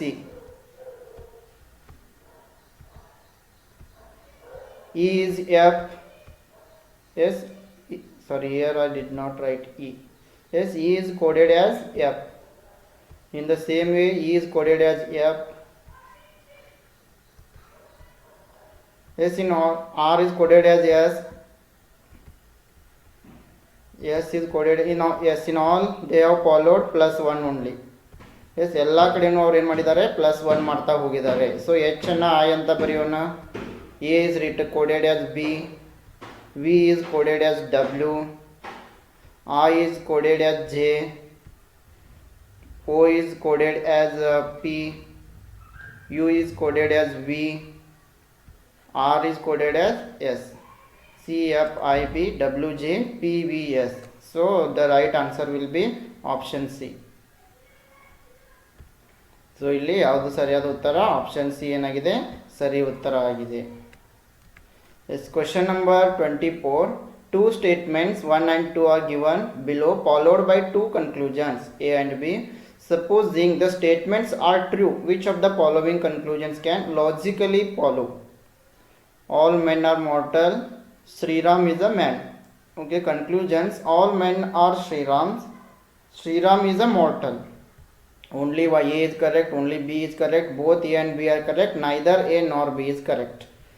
S, ಇಲ್ಲಿ ಏನು ಮಾಡಿದ್ದಾರೆ, 1 ಮತ್ತು 2 ಎಂಬ 2 ಹೇಳಿಕೆಗಳನ್ನು ನೀಡಿದ್ದಾರೆ.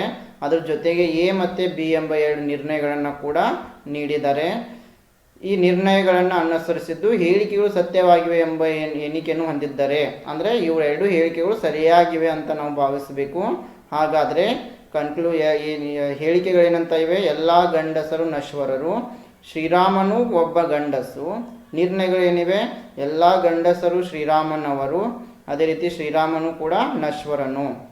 ಹಾಗಾದರೆ A ಮಾತ್ರ ಸರಿಯಾಗಿದೆ, ಬಿ ಮಾತ್ರ ಸರಿಯಾಗಿದೆ, ಎ ಮತ್ತು ಬಿ ಎರಡೂ ಸರಿಯಾಗಿವೆ, ಎಯು ಸರಿ ಇಲ್ಲ, ಬಿಯು ಸರಿಯಿಲ್ಲ. ಎಸ್, ಇಂಥ ಪ್ರಶ್ನೆಗಳ ಬಗ್ಗೆ ನಾನು ನಮ್ಮ ಕ್ರ್ಯಾಶ್ ಕೋರ್ಸ್ ವಿಡಿಯೋನಲ್ಲಿ ಸಾಲ್ವ್ ಮಾಡಿದ್ದೀನಿ. ನೀವು ಆ ವಿಡಿಯೋನ ನೋಡಿದ್ರೆ ನಿಮಗೆ ಈಸಿಯಾಗಿ ಕ್ಲಿಯರ್ ಆಗ್ತದೆ ಇದು. So let us see, all men are mortal here. Okay, all men are mortal. Yes, ಡಯಾಗ್ರಾಮ್ನಿಂದ ನಾವು ಇದನ್ನು ಸರಳವಾಗಿ ಬಿಡಿಸಬಹುದು. So all men are mortal.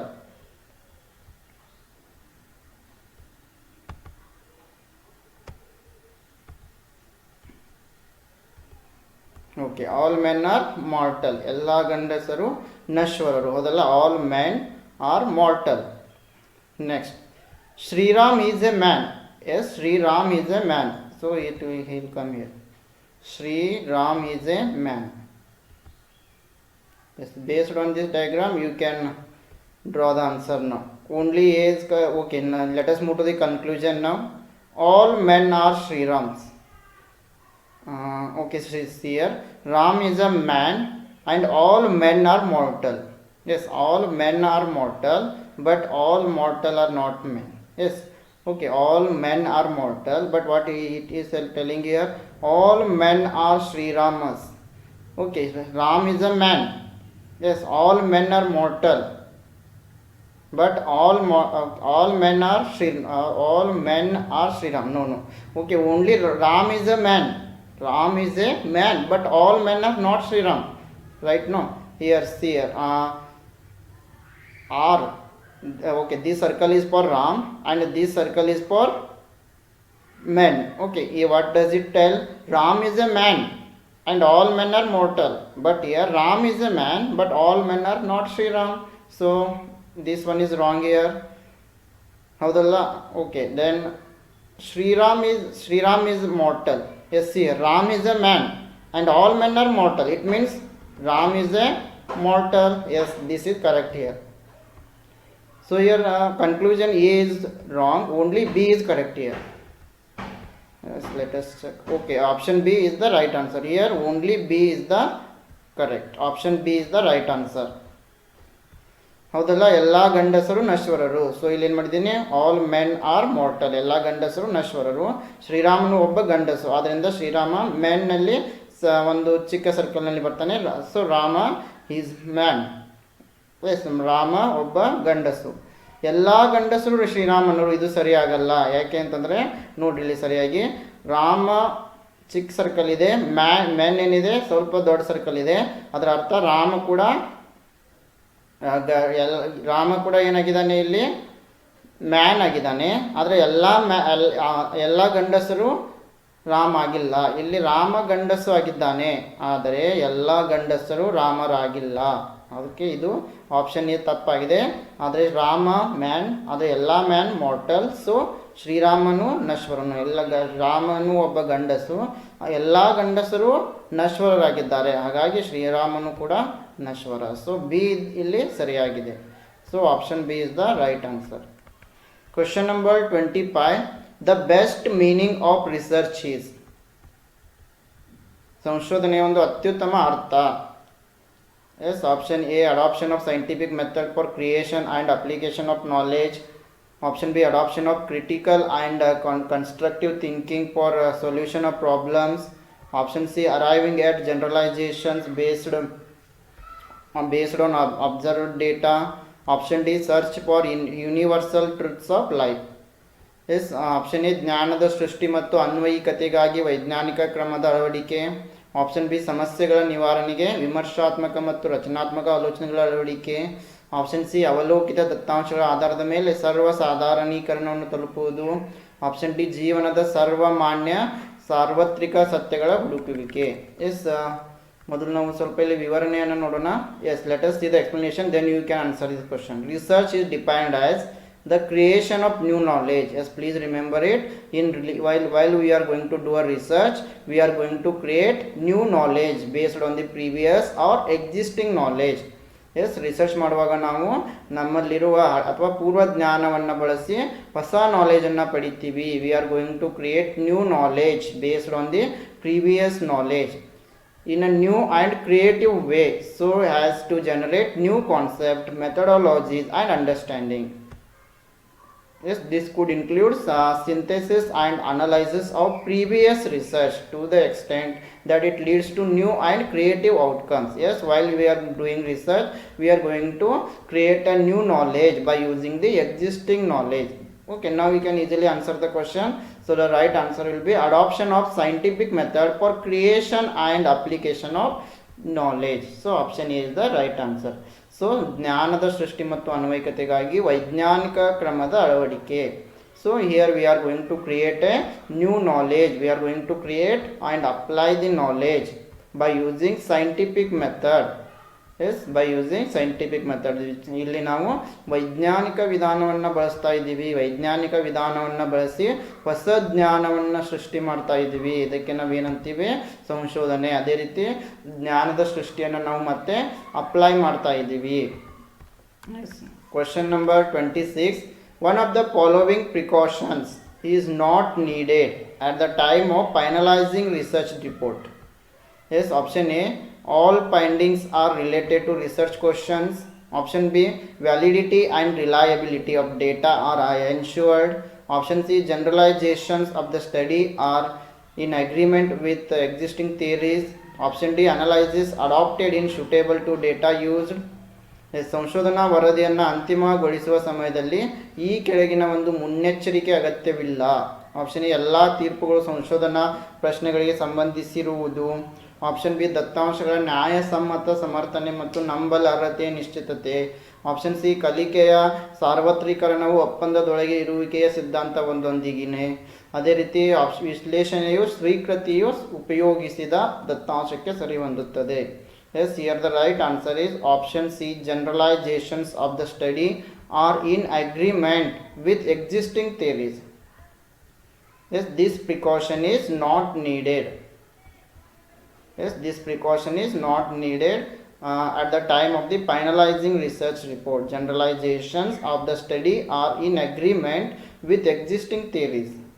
S, ಸಂಶೋಧನಾ ವರದಿಯನ್ನು ಅಂತಿಮಗೊಳಿಸುವ ಸಮಯದಲ್ಲಿ ಈ ಒಂದು ಕಲಿಕೆಯ ಸಾರ್ವತ್ರೀಕರಣವು ಒಪ್ಪಂದದೊಳಗೆ ಇರುವಿಕೆಯ ಸಿದ್ಧಾಂತದೊಂದಿಗಿದೆ. ಈ ಒಂದು ಮುನ್ನೆಚ್ಚರಿಕೆ ಕ್ರಮದ ಅಗತ್ಯ ಇರುವುದಿಲ್ಲ. Question number 27. The incorrect statement in this set is evaluation studies are based on objective of a project. Yes, this is correct, no doubt. Research is examination of conditions under which a phenomena exists. Yes, here we are going to examine the concepts or theory, something, whatever we are going to find, whatever we are going to create new knowledge, we are going to examine it. This is also correct here. We are evaluation exercises. Yes, evaluation exercises are spread across different stages of a project. Yes, there are different stages are there in evaluation process. Then option D is there is no difference between evaluation and research studies. No, this one is incorrect here. There is difference between evaluation and research study. Both are different. So option D is the right answer. Okay. ಕೆಳಗಿನವುಗಳಲ್ಲಿ ಸರಿ ಅಲ್ಲದ ಹೇಳಿಕೆಯನ್ನು ಕಂಡುಹಿಡಿಯಬೇಕಾಗಿದೆ. ಕಲಿಕೆಯು ಮೌಲ್ಯೀಕರಣವು ಯೋಜನೆಯ ವಸ್ತುನಿಷ್ಠತೆಯ ಮೇಲೆ ಆಧಾರಿತವಾಗಿದೆ. ಇದು ಸರಿಯಾಗಿದೆ. ಸಂಶೋಧನೆಯು ಚಮತ್ಕಾರಗಳಿರುವ ಪರಿಸ್ಥಿತಿಯ ಪರೀಕ್ಷೆಯಾಗಿದೆ. ಇದು ಕೂಡ ಸರಿಯಾಗಿದೆ. ಮೌಲ್ಯೀಕರಣದ ಅಭ್ಯಾಸಗಳು ಯೋಜನೆಯ ಬೇರೆ ಬೇರೆ ಹಂತಗಳಲ್ಲಿ ಹರಡಿಕೊಂಡಿವೆ. ಇದು ಕೂಡ ಸರಿಯಾಗಿದೆ. ಮೌಲ್ಯೀಕರಣ ಮತ್ತು ಸಂಶೋಧನಾ ಕಲಿಕೆ ಮಧ್ಯೆ ಯಾವುದೇ ಭೇದವಿಲ್ಲ. ಇದು ಒಂದು ತಪ್ಪಾದ ಒಂದು ಸೆಂಟೆನ್ಸ್ ಆಗಿದೆ. ಮೌಲ್ಯೀಕರಣ ಮತ್ತು ಸಂಶೋಧನೆಯ ನಡುವೆ ಭೇದವಿದೆ. Yes, so both these evaluation and research studies are different. So here option D will be correct answer. Question number 28. The good quality of a research is its option A, objectivity, option B, reliability, option C, usability, option D, replicability. ಸಂಶೋಧನೆಯ ಗುಣಮಟ್ಟ ಇರುವುದು ಇದರ ವಸ್ತುನಿಷ್ಠತೆಯಲ್ಲಿ, ವಿಶ್ವಸನೀಯತೆಯಲ್ಲಿ, ಉಪಯುಕ್ತತೆಯಲ್ಲಿ, ಯಥಾಪ್ರತಿಯಲ್ಲಿ. Here usability and replicability we can eliminate easily, but there is a confusion between objectivity and reliability.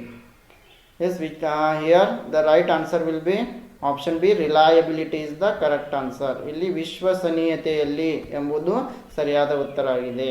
Yes, what do you mean by reliability in research? Yes, reliability in research, one of the most important criteria for the quality of measurement is the reliability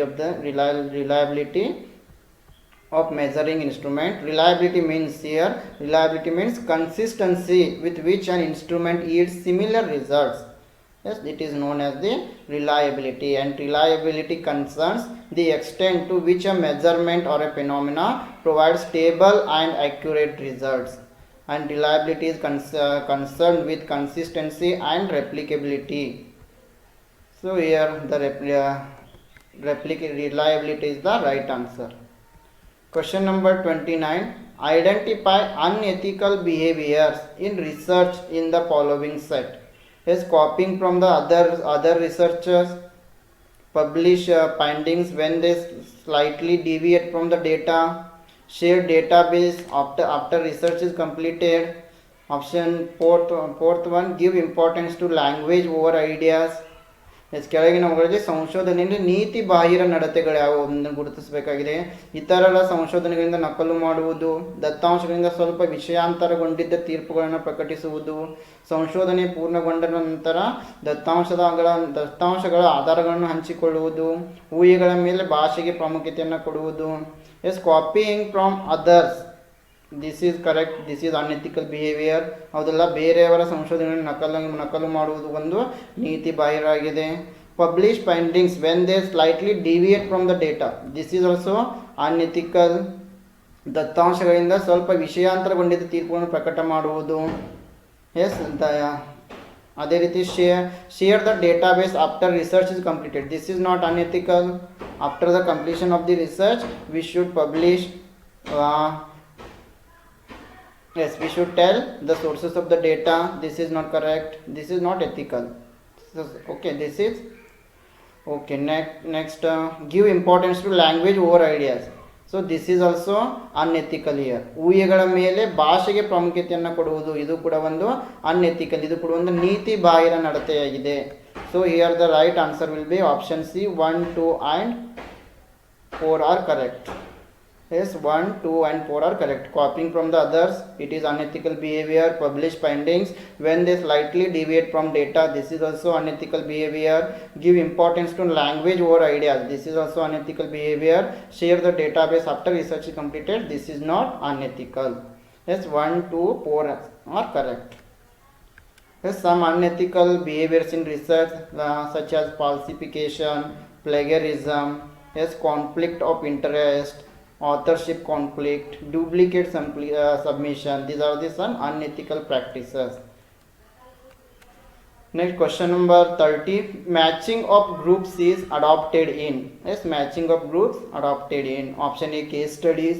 Option B, experimental studies. Option C, longitudinal studies. Option D, descriptive studies. Yes, ಗುಂಪುಗಳ ಹೊಂದಾಣಿಕೆಯು ಇಲ್ಲಿ ಅಂಗೀಕೃತಗೊಳ್ಳುತ್ತದೆ. Option A ವಿಷಯ ಅಧ್ಯಯನ, option B ಪ್ರಯೋಗಾತ್ಮಕ ಅಧ್ಯಯನ, option C ಅನುಲಂಬಿಯ ಆಂದೋಲನಾತ್ಮಕ ಅಧ್ಯಯನ, option D ವರ್ಣನಾತ್ಮಕ ಅಧ್ಯಯನ. Yes, matching of groups, yes, this is used in experimental studies. Please remember it, matching group is used in experimental research. ಈ ಗುಂಪುಗಳ ಹೊಂದಾಣಿಕೆಯನ್ನು ಪ್ರಯೋಗಾತ್ಮಕ ಅಧ್ಯಯನದಲ್ಲಿ ಬಳಕೆ ಮಾಡ್ತೀವಿ. Yes, matched group design, yes, it is used in experimental research in order for different experimental conditions to be observed here. Yes, in matching group design we are going to observe different experimental conditions, yes, while being able to control for the individual differences by matching similar subjects. Yes, here we are going to observe the different experimental conditions by matching the similar subjects. So move to the questions.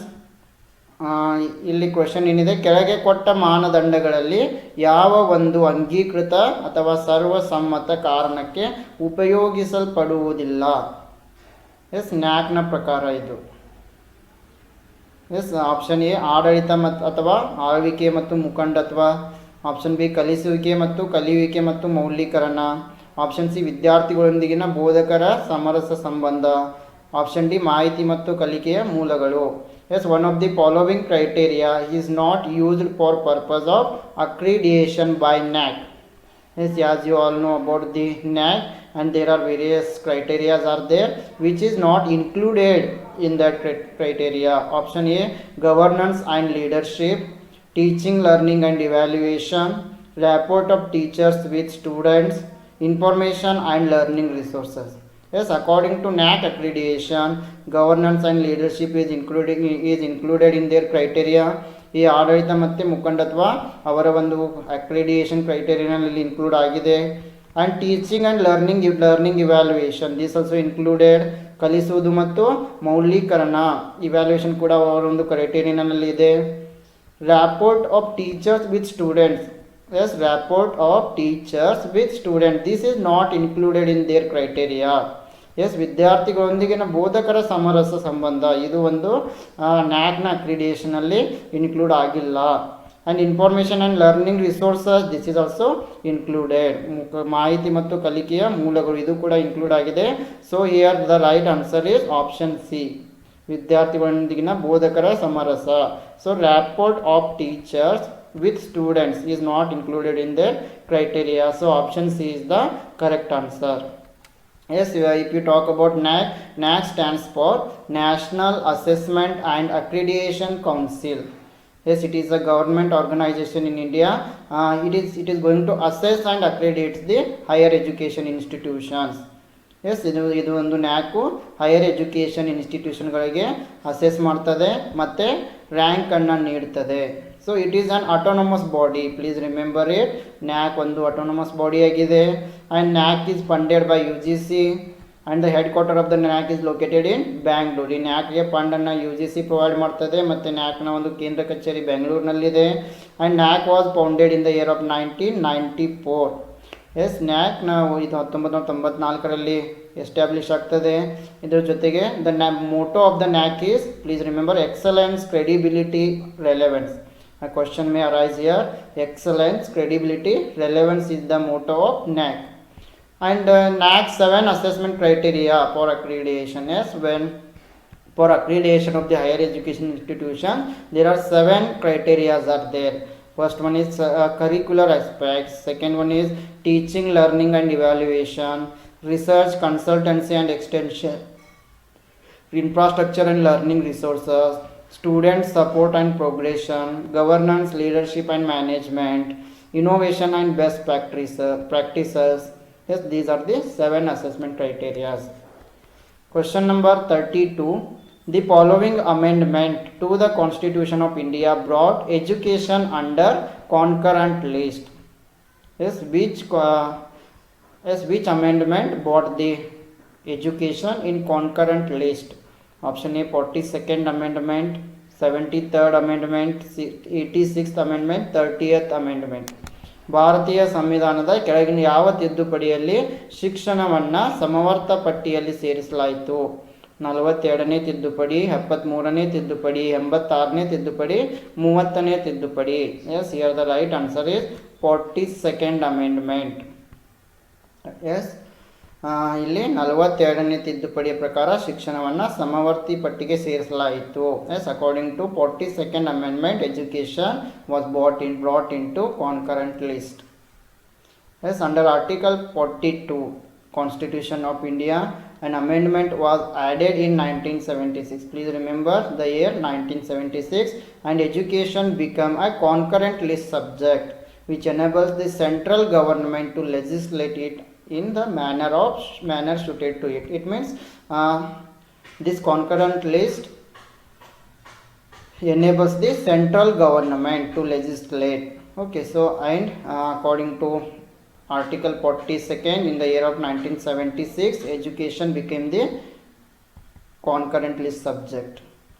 And when you okay, let us see union list, concurrent list and state list. Yes, union list will come under the central government, and state list will completely come under the state government. Please, and concurrent list partly by central government and partly by the state government. Yes, union list ಅಂದರೆ ಇವು completely central ಗೌರ್ಮೆಂಟ್ನಲ್ಲಿ ಅಂಡರ್ನಲ್ಲಿ ಬರ್ತವೆ. State list ರಾಜ್ಯ ಪಟ್ಟಿ ರಾಜ್ಯ ಸರ್ಕಾರಗಳ ಒಂದು ಅಧೀನದಲ್ಲಿ ಬರ್ತವೆ. ಕಾನ್ಕರೆಂಟ್ ಲಿಸ್ಟ್ ಅಂದರೆ ಸಮವರ್ತಿ ಪಟ್ಟಿ, ಕಾನ್ಕರೆಂಟ್ ಲಿಸ್ಟ್ ಇವು ರಾಜ್ಯ ಮತ್ತು ಕೇಂದ್ರ ಎರಡು ಸರ್ಕಾರಗಳಲ್ಲಿ ಅಧೀನದಲ್ಲಿ ಬರ್ತವೆ. Yes, let us see some examples. Union list include defence, banking, currency, foreign affairs, then communication. These are the subjects which are in central government. And in state government such as police, trade, agriculture and irrigation will come under the state list. Then the subjects which are coming under concurrent list: education, forest, trade, marriage, adoption. These are all subjects come under the concurrent list. Yes, question number 33. 10 plus 2 plus 3 as a common structure of education is recommended by. Option A, Secondary Education Commission. Option B, the Education Commission 1964-66. Option C, University Education Commission 1948. Option D, the Kotari Commission 1964-66. S 10+2+3 ಒಂದು ಸಾಮಾನ್ಯವಾಗಿ ಎಲ್ಲರಿಗೂ ಅನ್ವಯಿಸುವ ಶಿಕ್ಷಣದ ರಚನೆಯು ಶಿಫಾರಸು ಮಾಡಲ್ಪಟ್ಟಿದ್ದು ಇದರಿಂದ. Secondary education commission 1964-66, education commission, university education commission 1948, Kothari commission means 10 years from first standard to 10th standard, then 2 years PUC, 3 years degree. Yes, it is recommended by Kotari Commission. So option D is the right answer. Please remember it. ಇದು ಕೋಟಾರಿ ಕಮಿಷನ್ನ ಒಂದು recommendation ಆಗಿದೆ. Yes national education commission 1964-66. It is popularly known as the Kothari commission. And it was an ad hoc commission set up by the government of India to examine all aspects of the educational sector in India. Yes, and to evolve a general pattern of education and advise guidelines and policies for the development. Yes, ಶಿಕ್ಷಣದಲ್ಲಿ ಬೆಳವಣಿಗೆಯ ಸಲುವಾಗಿ education ಪ್ಯಾಟರ್ನನ್ನು ಮರು ಹೊಂದಾಣಿಕೆ ಮಾಡುವ ಸಲುವಾಗಿ ಕೆಲವು guidelines ಮತ್ತು policy implementing ಸಲುವಾಗಿ ಕೋಟಾರಿ ಕಮಿಷನನ್ನು ನೇಮಕ ಮಾಡಲಾಗ್ತದೆ. Okay, let us see some recommendations of the Kotari commissions. Yes, Kotari commission ಕೆಲವು ರೆಕಮೆಂಡ್ಗಳು ನೋಡೋದಾದರೆ the first and important one is provision of pre and compulsory education for children aged between 6 to 14. 6ರಿಂದ 14 ವರ್ಷದ ಎಲ್ಲ ಮಕ್ಕಳಿಗೆ pre ಮತ್ತು compulsory education ಕೊಡಿಸುವುದು ಕೂಡ ಕೋಟಾರಿ ಕಮಿಷನ್ನ ಒಂದು recommendation ಆಗಿದೆ. Yes pre and please remember that here also question will arise. Yes, this pre and compulsory education recommended by the Kotari Commission. Then one more important is 3 language formula at state level. Yes, it includes Hindi, English and regional language. Yes, the 3 language formula was also recommended by the Kotari Commission. Yes, 3 language formula ಅಂತಂತಂದರೆ ಒಂದು Hindi, English ಮತ್ತು ಇನ್ನೊಂದು regional ಲ್ಯಾಂಗ್ವೇಜನ್ನು ನಾವೆಲ್ಲ ಕಲ್ತಿದ್ದೀವಿ 10th ತನಕನೂ. So ಈ ಒಂದು 3 language ಫಾರ್ಮುಲಾನ ಕೊಟ್ಟಿದ್ದು ಕೂಡ ಅನುಮೋದನೆ ಕೊಟ್ಟಿದ್ದು ಕೂಡ Kothari commission. Then Kothari commission recommended promoting regional languages Sanskrit as well as international languages English. Yes English ಮತ್ತು ರೀಜನಲ್ ಲ್ಯಾಂಗ್ವೇಜ್ ಸಂಸ್ಕೃತಿಗೆ ಬೆಳೆಸುವುದನ್ನು ಕೂಡ ಕೋಟಾರಿ ಕಮಿಷನ್ ಅನುಮೋದನೆ ನೀಡಿತ್ತು. And to promote social justice, Kotari Commission focused on girls' education. Please remember, Kotari Commission also gave importance on the girls' education. Then education for backward classes, education for tribal people, physically and mentally handicapped children. Yes, then Kotari Commission recommended making maths and science as an integral part of education. Yes, very important it is. Yes ಇದು ಒಂದು ಬಹಳ ಮಹತ್ವವಾದ line ಆಗಿದೆ, ಎಲ್ಲರೂ ನೆನಪಿನಲ್ಲಿಡಬೇಕು. Yes maths and science as an integral part of education. Yes it is recommended by the Kothari commission. Question number 34. The provision for better and expanded programs for the education of minorities has been given priority in. Option A, National Policy on Education. Option B, Ramamurthy Report. Option C, A and B. Option D, none of the above. Yes ಇದರಲ್ಲಿ ಅಲ್ಪಸಂಖ್ಯಾತರ ಶಿಕ್ಷಣಕ್ಕೆ ಉತ್ತಮ ಅವಕಾಶ ಮತ್ತು ವಿಸ್ತರಿತ ಕಾರ್ಯಕ್ರಮಗಳಿಗೆ ಪ್ರಾಶಸ್ತ್ಯವನ್ನು ನೀಡಿದೆ. Option A ರಾಷ್ಟ್ರೀಯ ಶಿಕ್ಷಣ ನೀತಿ, ಆಪ್ಷನ್ ಬಿ ರಾಮಮೂರ್ತಿ ವರದಿ, ಆಪ್ಷನ್ ಸಿ ಎ ಮತ್ತು ಬಿ ಎರಡು, ಆಪ್ಷನ್ ಡಿ ಮೇಲಿನ ಯಾವುದೂ ಅಲ್ಲ. ಎಸ್ ಫ್ರೆಂಡ್ಸ್, ಇಲ್ಲಿ ಸರಿಯಾದ ಉತ್ತರ yes here the right answer is option B Ramamurthy report. Yes ಇಲ್ಲಿ ರಾಮಮೂರ್ತಿ ವರದಿ ಸರಿಯಾದ ಉತ್ತರ ಆಗಿದೆ. Yes Ramamurthy report it submitted its report on 9th January 1991. Please remember the year of report. The year is 1991, and it is recommended several changes which included the introduction of common school system, promotion of women education, early childhood care and education, ECCE. Please remember it, question may come here, ECCE. Then socially useful productive work, SUPW. Yes, these are recommended by the Ramamurthy committee. Okay, the next question is ಅದೇ ರೀತಿ friends ಕೆಲವೊಂದು KSET ಅಸ್ಪೈರೆಂಟ್ಸ್ ನನಗೆ ಕಾಲ್ ಮಾಡಿ ಹೇಳಿದರು sir ಕನ್ನಡದಲ್ಲಿ ಸ್ವಲ್ಪ ಜಾಸ್ತಿ discussion ಮಾಡಿ ಅಂತ. ಸೊ ನಾನು ಕನ್ನಡದಲ್ಲಿ ಹೆಚ್ಚಿನ ಡಿಸ್ಕಷನನ್ನು ಮಾಡ್ತಾಯಿದ್ದೀನಿ. ನಿಮ್ಗೆ ಇನ್ನೂ ಏನಾದರೂ ಇನ್ಫಾರ್ಮೇಷನ್ ಬೇಕಾದರೆ ನೀವು ಕಮೆಂಟ್ನಲ್ಲಿ ತಿಳಿಸ್ಬೋದು. So let us move to the next question. Question number 35. Among the following universities Which one is having the unitary characteristic? Option A Calcutta University, option B Delhi University, option C Lucknow University, option D Bharadwan University. ಕೊಟ್ಟಿರುವ ವಿಶ್ವವಿದ್ಯಾಲಯಗಳಲ್ಲಿ ಯಾವುದು ಒಂದು ಏಕರೂಪದ ಲಕ್ಷಣವನ್ನು ಹೊಂದಿದೆ? S, Calcutta ವಿಶ್ವವಿದ್ಯಾಲಯ, ದೆಹಲಿ ವಿಶ್ವವಿದ್ಯಾಲಯ, ಲಕ್ನೋ ವಿಶ್ವವಿದ್ಯಾಲಯ, ಭರದ್ವಾನ್ ವಿಶ್ವವಿದ್ಯಾಲಯ. So here the right answer is option B, Delhi university is having unitary characteristic. Yes, University of Delhi, yes, it is a collegiate public central university.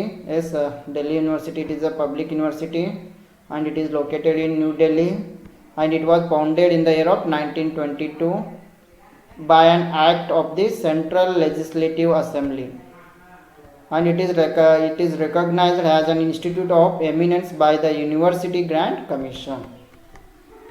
Question number 36. Value education should, option A familiarize students with all the virtues of life, option B enable students to develop a scale of values by themselves, option C teach students to distinguish between right and wrong, option D develop interest in students to read about values. ಮೌಲ್ಯಾಧಾರಿತ ಶಿಕ್ಷಣವು ಜೀವನದ ಎಲ್ಲ ಸದ್ಗುಣಗಳನ್ನು ವಿದ್ಯಾರ್ಥಿಗಳಿಗೆ ಪರಿಚಿತಗೊಳಿಸುವುದು, ವಿದ್ಯಾರ್ಥಿಗಳನ್ನು ಅವರೊಳಗೆ ಮೌಲ್ಯಗಳ ಅಳತೆಯನ್ನು ಹೆಚ್ಚಿಸಲು ಸಮರ್ಥಗೊಳಿಸುತ್ತದೆ. Option C ವಿದ್ಯಾರ್ಥಿಗಳಿಗೆ ಸರಿ ಮತ್ತು ತಪ್ಪುಗಳ ಮಧ್ಯೆ ವ್ಯತ್ಯಾಸೀಕರಲು ಕಲಿಸುತ್ತದೆ.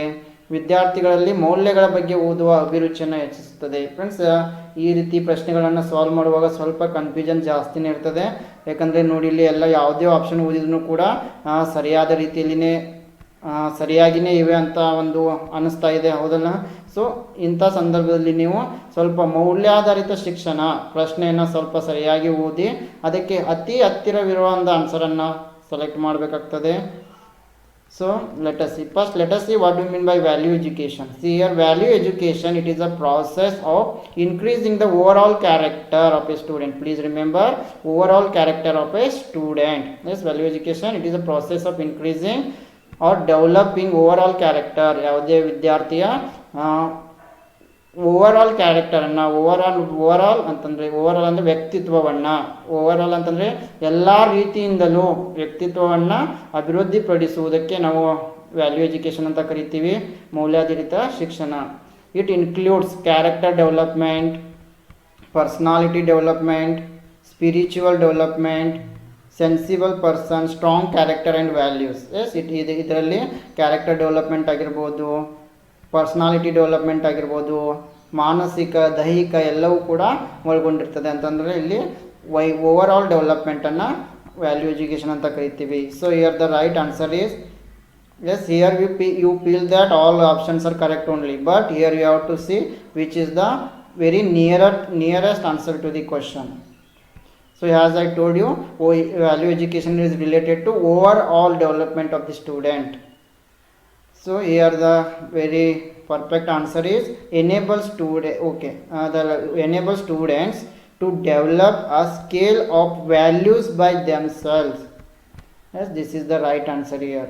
ವಿದ್ಯಾರ್ಥಿಗಳನ್ನು ಅವರೊಳಗೆ ಮೌಲ್ಯಗಳ ಅಳತೆಯನ್ನು ಹೆಚ್ಚಿಸಲು ಸಮರ್ಥಗೊಳಿಸುತ್ತದೆ. ಎಸ್, ವಿದ್ಯಾರ್ಥಿಗಳು ಅವರೇ ಮೌಲ್ಯಗಳನ್ನು ಹೆಚ್ಚಾಗಿ ಕಲಿಯಬೇಕು, ಅವರಲ್ಲಿ ಎಲ್ಲ ರೀತಿಯ ಮೌಲ್ಯಗಳು ಹೆಚ್ಚಾಗಬೇಕು. So students have to learn all the moral values themselves. Yes, this is also important here. So in this type of questions you have to find very nearest answer. So ಇಂಥ ಪ್ರಶ್ನೆಗಳನ್ನು ಸಾಲ್ವ್ ಮಾಡುವಾಗ ಸ್ವಲ್ಪ ಎಚ್ಚರವಾಗಿರಬೇಕು. ಸ್ವಲ್ಪ ನಿಮಗೆ ಅದರ ಬಗ್ಗೆ ಮಾಹಿತಿ ಇದ್ದರೆ ನೀವು ಈ ಸರಳವಾಗಿ ಸಾಲ್ವ್ ಮಾಡ್ಬೋದು, ಬಟ್ ಹೆಚ್ಚಿನ ಒಂದು ತಾಳ್ಮೆಯಿಂದ ನೀವು ಇಲ್ಲಿ ಪ್ರಶ್ನೆಗಳನ್ನು ಓದಬೇಕಾಗ್ತದೆ. Yes, question number 37. What is the name of the operating system that reads and reacts in terms of actual time? Option A batch system, option B quick response system, option C real time system, option D time sharing system. ವಾಸ್ತವಿಕ ಸಮಯದಲ್ಲಿ ನಿಯಮದಂತೆ ಅರಿತು ಮತ್ತು ಪ್ರತಿಕ್ರಿಯಿಸುವ ಕಾರ್ಯಕಾರಿ ಪದ್ಧತಿಯ ಹೆಸರೇನು? ಸಮೂಹ ಪದ್ಧತಿ, ಚುರುಕು ಪ್ರತಿಕ್ರಿಯೆ ಪದ್ಧತಿ, ವಾಸ್ತವಿಕ ಸಮಯ ಪದ್ಧತಿ, ಸಮಯ ಹಂಚಿಕೆಯ ಪದ್ಧತಿ. ಎಸ್ ಫ್ರೆಂಡ್ಸ್, ಈ ರೀತಿ ನೀವು ಕೆಲವೊಂದು ಸಾರಿ ICT ಬಗ್ಗೆ ಪ್ರಶ್ನೆಗಳನ್ನು ಬಿಡಿಸುವಾಗ ನಿಮಗೆ ಕನ್ನಡದಲ್ಲಿ ಸರಿಯಾಗಿ ಅಷ್ಟೊಂದು ಅರ್ಥ ಆಗುವುದು. ಸ್ವಲ್ಪ ಕೆಲವೊಂದು ಸಂದರ್ಭದಲ್ಲಿ ನೋಡಿ, ಈ ಒಂದು ಪ್ರಶ್ನೆಯಲ್ಲಿ ನಿಮಗೆ ಸರಿಯಾಗಿ ಪ್ರಶ್ನೆಗಳು ಇಲ್ಲಿ ಕನ್ನಡದಲ್ಲಿ ಅರ್ಥ ಆಗ್ತಾ ಇಲ್ಲ ಅಂಥ ಸಂದರ್ಭದಲ್ಲಿ ನೀವು ಇಂಗ್ಲೀಷ್ನಲ್ಲಿ ಪ್ರಶ್ನೆಗಳನ್ನು ಸರಿಯಾಗಿ ಓದಬೇಕು. So what is the name of the operating system that reads and reacts in terms of actual time? Yes, here the right answer is option C, real time system. ಕನ್ನಡದಲ್ಲಿ ಇದಕ್ಕೆ ವಾಸ್ತವಿಕ ಸಮಯ ಪದ್ಧತಿ ಅಂತ ಕರಿತೀವಿ. Yes, the right answer is real time system. Yes, real time system or real time operating system. Yes, it is an operating system intended to serve real time applications that process data as it comes in, typically without buffer delays. Yes, there is no delays in the real time system. Okay, processing time requirements are measured in tenths of seconds or shorter increments of time. Yes, just remember there is no buffering or there is no delay in real time system. Yes, ಈ real time ಸಿಸ್ಟಮ್ನಲ್ಲಿ ಯಾವುದೇ ಕೂಡ ತಡ ಇರೋದಿಲ್ಲ, delay ಆಗೋದಿಲ್ಲ, ಮತ್ತು buffering ಕೂಡ ಇಲ್ಲಿ ಇರೋದಿಲ್ಲ. Question number 38. The input code of the compiler and assembler is called option A object code, source code, machine code, compiler code. Compiler ಮತ್ತು ಅಸೆಂಬ್ಲರ್ಗಳ ಇನ್ಪುಟ್ ಕೋಡನ್ನು ಹೀಗೆಂದು ಕರೆಯುತ್ತಾರೆ. Yes, object code, source code, machine code, compiler code. Here the right answer is option B, source code is the correct answer. Yes, ಇಲ್ಲಿ ಸರಿಯಾದ ಉತ್ತರ source code ಆಗಿದೆ. Yes, a translator, it is a language programming processor that converts a computer program. Yes, this software is written in the source code. Please remember. Then this source code, it is going to detect the error in translation and also recognizes it. ಇದು ಇಲ್ಲಿ ಕಂಪ್ಯೂಟರ್ನಲ್ಲಿ ಡಿಟೆಕ್ಟ್ಗಳನ್ನು find ಮಾಡ್ತದೆ. This converts high level program into machine language system. Yes, which can be interpreted by the CPU.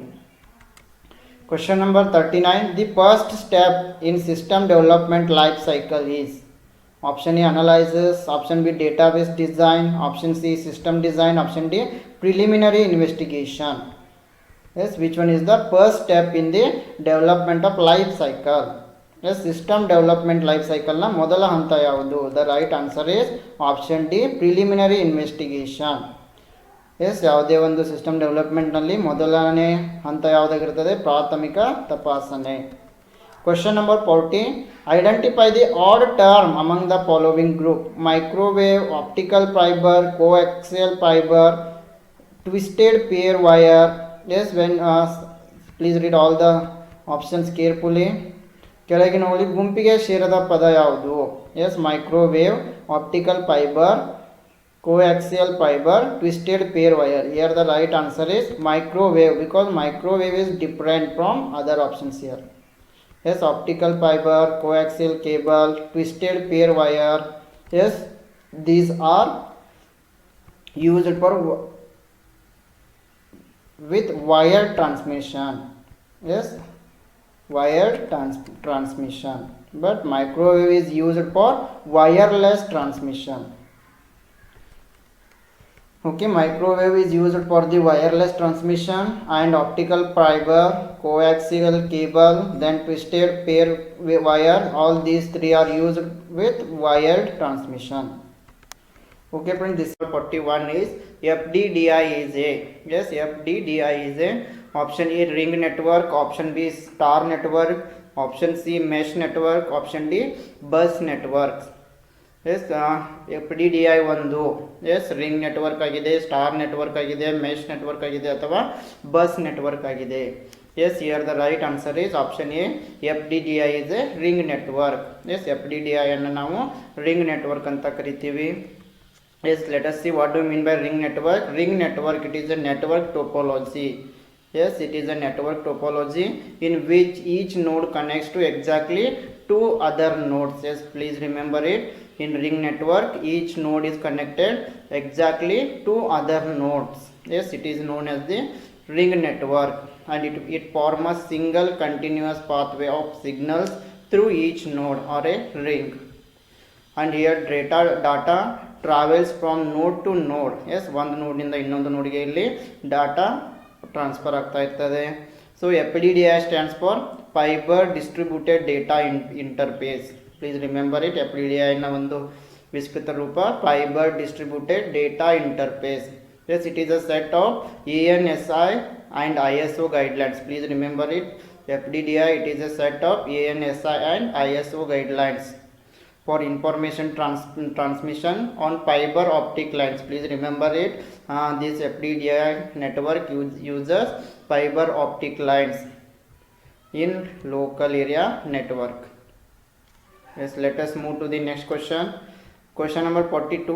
This will provide end-to-end digital connection for all voice data, then facsimile, telemetry and video applications. Yes, ಇದು ತುದಿಯಿಂದ ತುದಿಗೆ ಅಂಕೀಯ ಸಂಪರ್ಕವನ್ನು ಎಲ್ಲ ಧ್ವನಿಗೆ, ದತ್ತಾಂಶಕ್ಕೆ, ಯಥಾಪ್ರತಿಗೆ, telemetry ಮತ್ತು video ಅಪ್ಲಿಕೇಶನ್ಸ್ಗಳಿಗೆ ಒದಗಿಸುತ್ತದೆ. This will provide end-to-end digital connection for all voice data, telemetry and video applications. Options are option A PSTN, option B ISDN, option C SNA, option D CCIITT. Yes, here the right answer is option B ISDN is the correct answer. So option B ISDN ಇಲ್ಲಿ ಸರಿಯಾದ ಉತ್ತರ. And what do you mean by ISDN? ISDN stands for Integrated Service Digital Network. Yes, ISDN stands for Integrated Service Digital Network. Please remember it. It's a set of communication standards that uses digital transmission to make phone calls, video calls, transmit data over other network services. Yes, we are using ISDN. And this ISDN was introduced in the year of 1986. Please remember it. ISDN ಅನ್ನು 1986ರಲ್ಲಿ introduce ಮಾಡಲಾಯಿತು. Yes, the next question is read the following passage carefully and answer the questions 43 to 48. Okay friends, here 43 to 48 5 questions are related to paragraph. You have to read this whole paragraph and you have to answer the 5 questions. Yes, please pause the video and read the paragraph, then you can answer the questions. Here I will tell you the answer, and also I have marked here, yes, with different colors where the answer is. You can where in which paragraph you can find the answer. I have marked. If you go through these lines, you will come to know the answer. In this way friends, when you are going to solve these paragraph questions, first read the questions, then you can come to the paragraph, then you can find answer in very less time. ಅದೇ ರೀತಿ friends, ಈ 43ರಿಂದ 48ರವರೆಗಿನ ಪ್ರಶ್ನೆಗಳು ಈ ಒಂದು ಪ್ಯಾರಾಗ್ರಾಫ್ಗೆ ಸಂಬಂಧಿಸಿವೆ. ಇಲ್ಲಿ ಮೊದಲು ನೀವು ಪ್ರಶ್ನೆಗಳನ್ನು ಓದಿ ಆನಂತರ ಉತ್ತರಗಳನ್ನು ಈ ಪ್ಯಾರಾಗ್ರಾಫ್ನಲ್ಲಿ ಹುಡುಕಬೇಕಾಗ್ತದೆ. ನಾನಿಲ್ಲಿ ನಿಮಗೆ ನೇರವಾಗಿ ಆನ್ಸರ್ ಹೇಳ್ತೀನಿ. ನೀವು ವಿಡಿಯೋವನ್ನು ಪಾಸ್ ಮಾಡಿ ಇದರಲ್ಲಿ ಪ್ರಶ್ನೆಗಳನ್ನು ಓದಿ ಉತ್ತರವನ್ನು ಹುಡುಕುವ ಪ್ರಯತ್ನವನ್ನು ಮಾಡಬೇಕು. ಅದೇ ರೀತಿ ಫ್ರೆಂಡ್ಸ್, ಹಲವಾರು ಜನರು ಈ ಪ್ಯಾರಾಗ್ರಾಫ್ನ ಇಗ್ನೋರ್ ಮಾಡಿಬಿಡ್ತೀರ. ಬಟ್ ಇಲ್ಲಿ ನೆನಪಿನಲ್ಲಿಡಿ, ಈ ಪ್ಯಾರಾಗ್ರಾಫ್ ನೀವೊಂದು 10 ಪ್ಯಾರಾಗ್ರಾಫ್ಗಳನ್ನು ಪ್ರಾಕ್ಟೀಸ್ ಮಾಡಿ ಹೋದರೆ 100% ನಿಮಗೆ ಇಲ್ಲಿ 10 ಕ್ವಶನ್ಗಳು ಬಂದೇ ಬರ್ತವೆ. ಸೊ ಸ್ವಲ್ಪ ಇದಕ್ಕೆ ಪ್ರಾಕ್ಟೀಸ್ ಬೇಕಾಗ್ತದೆ. ನೀವು ಪ್ರಾಕ್ಟೀಸ್ ಮಾಡದೆ ಹಾಗೇ ಹೋದರೆ 1 ಕ್ವಶನ್ ರಾಂಗ್ ಆಗೋ ಸಾಧ್ಯತೆಗಳು ತುಂಬ ಇರ್ತವೆ. So please don't ignore the paragraph questions. Yes, question number 43. Writers of science fiction imagine a world in which, yes, ವೈಜ್ಞಾನಿಕ ಕಾಲ್ಪನಿಕತೆಗಳ ಬರಹಗಾರರ ಕಲ್ಪನೆಯಂತೆ ಪ್ರಪಂಚದಲ್ಲಿ, yes, here the right answer is option B computers will be superior to human beings. Yes, ಕಂಪ್ಯೂಟರ್ಗಳು ಮನುಷ್ಯರಿಗಿಂತ ಶ್ರೇಷ್ಠವಾಗಿರುತ್ತವೆ. S, ಪ್ಯಾರಾಗ್ರಾಫ್ನ ಪ್ರಕಾರ ಇಲ್ಲಿ ಕಂಪ್ಯೂಟರ್ಗಳು ಮನುಷ್ಯರಿಗಿಂತ ಶ್ರೇಷ್ಠವಾಗಿರುತ್ತವೆ. ಸರಿಯಾದ ಉತ್ತರ according to this paragraph. This answer is there in the first paragraph only. Yes, please go through the paragraph. Writers of science fiction imagine a world in which computers will be superior to human beings. Yes, okay. Now question number 44.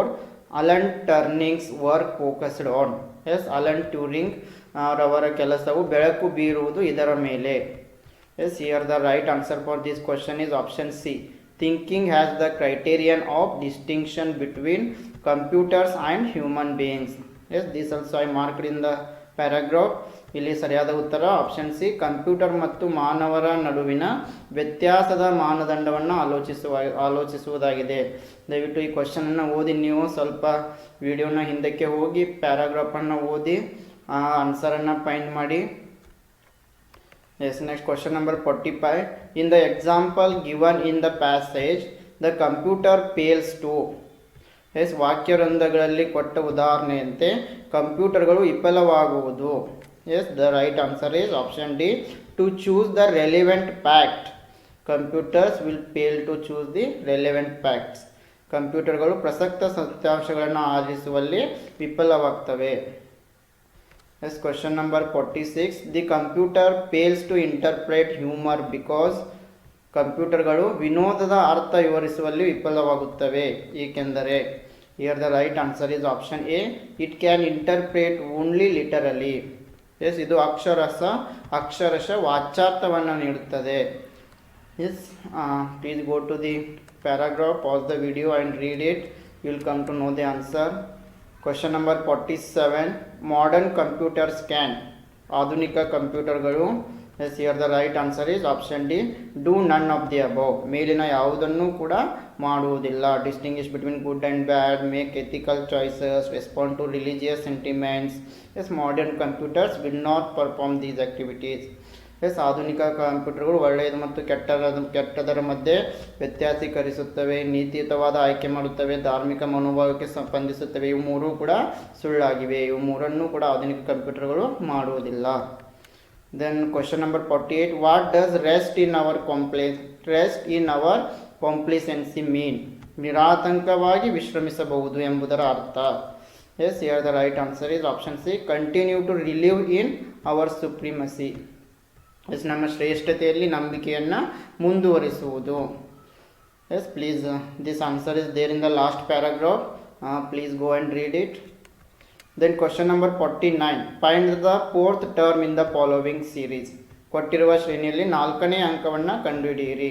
2, 6, 12, -30. Here which number will come, you have to find here. ಇಲ್ಲಿ 2, 6, 12, -30 ಇದೆ. ಇಲ್ಲಿ ಯಾವ number ಬರ್ತದೆ ಅಂತ ನಾವು ಕಂಡುಹಿಡಿಬೇಕು. So let us calculate here. See, 2 plus 4 is 6 and 6 plus 6 is 12. So here 4 plus 2 is 6. So next will be 6 plus 2, 8. Yes, right. So 6 plus 2 will be 8. So here 12 plus 8 will become 20. So next 20 plus 10 will become 30. So here the right answer is option 20 is the correct answer. Yes, option C is the right answer. Yes, ಇಲ್ಲಿ 2ಕ್ಕೆ 4ಅನ್ನು ಸೇರಿಸಿದರೆ 6 ಆಗ್ತದೆ. 6ಗೆ 6ಅನ್ನು ಸೇರಿಸಿದರೆ 12 ಆಗ್ತದೆ. ಅದರಿಂದ ಇಲ್ಲಿ 4 plus 2 6 ಮಾಡಿದ್ದಾರೆ. 6ಗೆ ಮತ್ತೆ 2ಅನ್ನು ಕೂಡಿಸಿದರೆ 8 ಆಗ್ತದೆ. ಅಂದರೆ ಇಲ್ಲಿ ಡಿಫ್ರೆನ್ಸ್ ಎಷ್ಟಿದೆ? 2 ಇದೆ. So 6 plus 2 is 8. 8ಗೆ 8 plus 12 ಮಾಡಿದರೆ 20 ಬರ್ತದೆ. So option C 20 is the correct answer. Yes, question number 50.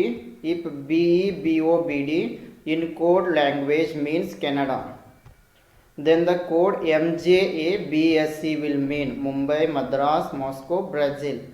ಸಂಕೇತ ಭಾಷೆಯಲ್ಲಿ BEBOBD ಅನ್ನು ಏನಂತ ಬರೆದಿದ್ದಾರೆ? ಕೆನಡಾ ಅಂತ ಬರೆದಿದ್ದಾರೆ. ಹಾಗಾದರೆ MJABSC ಯ ಅರ್ಥ Mumbai, Madras, Moscow, Brazil. Yes, let us calculate it. Here first let us write the alphabets. ಮೊದಲಿಗೆ ಎಲ್ಲ ಅಲ್ಫಾಬೆಟ್ಸನ್ನು ಬರೆದಿದ್ದೀವಿ. ನೋಡೋಣ ಇಲ್ಲಿ ಯಾವ ರೀತಿ ಬರೆದಿದ್ದಾರೆ. BEBOBD is written CANADA, Canada. Yes, BEBOBD ಅನ್ನು ಕೆನಡಾ ಅಂತ ಬರೆದಿದ್ದಾರೆ. ನಾವು MJABSC ಅನ್ನು ಬರೀಬೇಕಾಗಿದೆ. So let us see.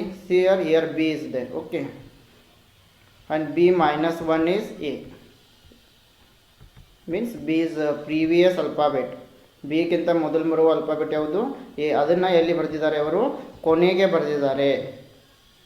S, here D is coded as A, means last alphabet is coded as A. So M previous alphabet is L. So ಇದನ್ನು ಕೂಡ ನಾವು ಲಾಸ್ಟಿಗೆ ಬರೆಯೋಣ. ಎಸ್, ಬಿನ ಪ್ರೀವಿಯಸ್ ಅಲ್ಫಾಬೆಟ್ ಎ ಇದೆ. ಈ ಎ ಅನ್ನು ಅವರು ಕೊನೆಗೆ ಬರೆದಿದ್ದಾರೆ. ಸೊ ಡಿಗೆ ಎ ಅಂತ ಬರೆದಿದ್ದಾರೆ. ಈ ರೀತಿ ನಾವು ಎಮ್ಗಿಂತ ಮೊದಲು ಬರುವ ಅಲ್ಫಾಬೆಟ್ ಎಲ್ ಇದೆ. ಸೊ ಎಲ್ಲನ್ನು ನಾವು ಇಲ್ಲಿ ಕೊನೆಗೆ ಬರಿತೀವಿ. ಅದೇ ರೀತಿ ಇನ ಪ್ರೀವಿಯಸ್ ಅಲ್ಫಾಬೆಟ್ ಡಿ ಇದೆ, ಅದನ್ನು ಅವರು ಇಲ್ಲಿ ಬರೆದಿದ್ದಾರೆ, ಅಂದರೆ ಕೊನೆಯಿಂದ ಬರೀತಾ ಬಂದಿದ್ದಾರೆ. ಸೊ ನೆಕ್ಸ್ಟ್ ಇಲ್ಲಿ ಜೆ ಇದೆ, ಜೆನ ಪ್ರೀವಿಯಸ್ ನಂಬರ್ ಆ ಇದೆ, ಸೊ ಇಲ್ಲಿ ಆಯನ್ನು ಬರಿತೀವಿ. ನೆಕ್ಸ್ಟ್ ಇಲ್ಲಿ ಬಿ ಇದೆ, ಬಿನ ಪ್ರೀವಿಯಸ್ ಅಲ್ಫಾಬೆಟ್ ಎ ಇದೆ, ಸೊ ಅದೇ ರೀತಿ ಇಲ್ಲಿ ಎ ಇದೆ, ಎನ ಪ್ರೀವಿಯಸ್ ಅಲ್ಫಾಬೆಟ್ ಏನಾಗುತ್ತೆ ಝಡ್, ಸೊ ಇಲ್ಲಿ ಝಡ್ ಅಂತ ಬರಿತೀವಿ. ಅದೇ ರೀತಿ ಓನ ಪ್ರೀವಿಯಸ್ ಅಲ್ಫಾಬೆಟ್ ಎನ್, ಅದೇ ರೀತಿ ಬಿ ಯ ಪ್ರೀವಿಯಸ್ ಅಲ್ಫಾಬೆಟ್ ಎ. ನೆಕ್ಸ್ಟ್ ಇಲ್ಲಿ ಬಿ ಯ ಪ್ರೀವಿಯಸ್ ಅಲ್ಫಾಬೆಟ್ ಎ ಇದೆ, ಅದೇ ರೀತಿ ಎಸ್ನ ಪ್ರೀವಿಯಸ್ ಅಲ್ಫಾಬೆಟ್ ಆರ್.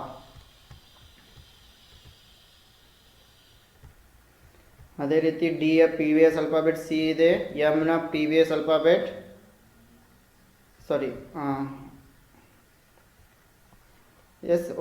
ಕರೆಕ್ಟ್, ಡಿನ ಪ್ರೀವಿಯಸ್ ಅಲ್ಫಾಬೆಟ್ ಸಿ ಅಂತ ಬರೆದಿದ್ದಾರೆ. ಅದೇ ರೀತಿ ಇಲ್ಲಿ ಸಿ ಯ previous alphabet B.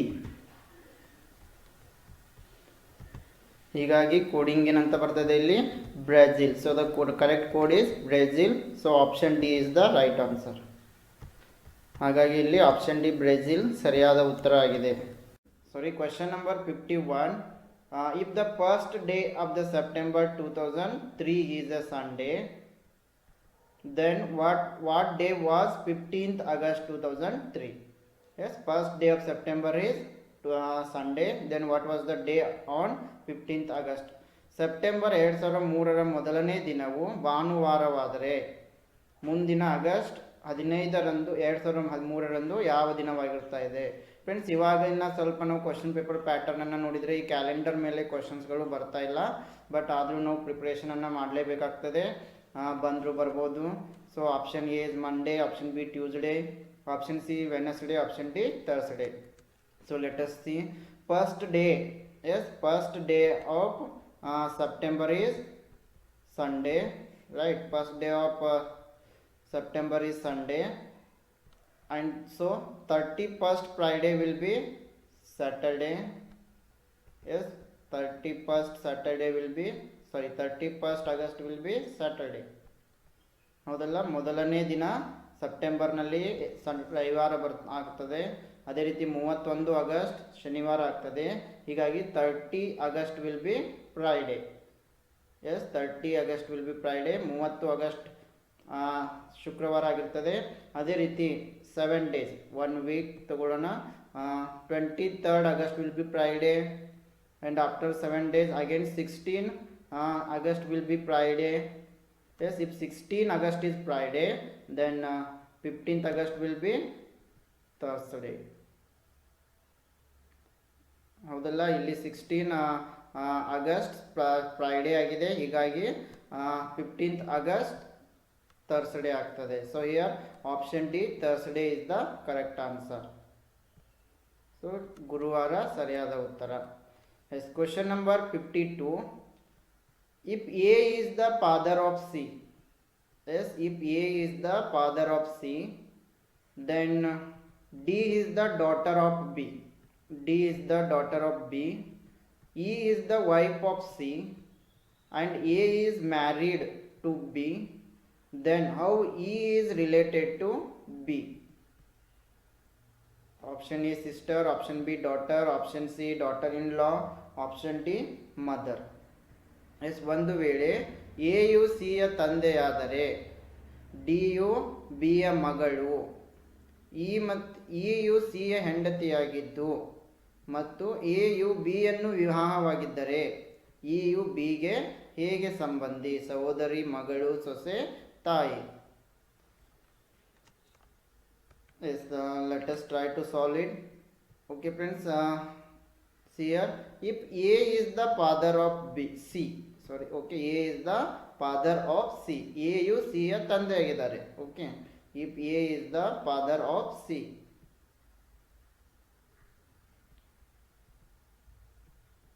yes, A is father here.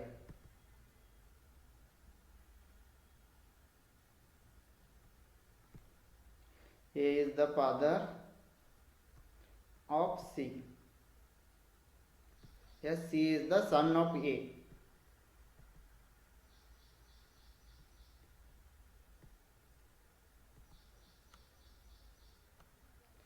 Yes, next. D is the daughter of B. D is the daughter of B. Yes, let us go forward. E is the wife of C. Yes, let us take this. E is the wife of C. Yes, E is wife of C. Okay, E is wife of C. EU C ಅವರ ಹೆಂಡತಿಯಾಗಿದ್ದಾರೆ.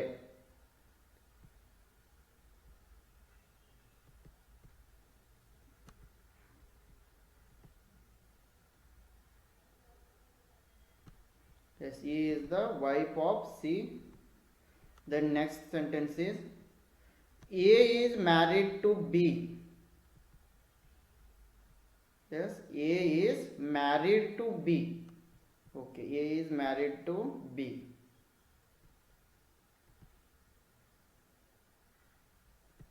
So B is the wife of A. Yes, A B ಅವರೊಂದಿಗೆ ವಿವಾಹವಾಗಿದ್ದಾರೆ. ಹಾಗಾಗಿ B ಅವರು A ಅವರ ಹೆಂಡತಿಯಾಗಿದ್ದಾರೆ. Next ಇಲ್ಲಿ ಒಂದು sentence ಬಿಟ್ಟಿದ್ವಿ. D is the daughter of B. Yes, D ಏನಿದ್ದಾರೆ, D is the daughter of B. Correct, D is the daughter of B. S,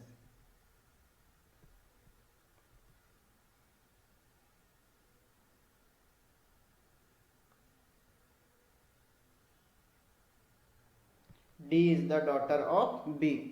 Then how E is related to B? ಹಾಗಾದರೆ E you B ಅವರಿಗೆ ಹೇಗೆ ಸಂಬಂಧಿಯಾಗಿದ್ದಾರೆ? Yes friends, see here, A is father of C and B is wife of A. Just please try to remember it. A is father of B and husband of B.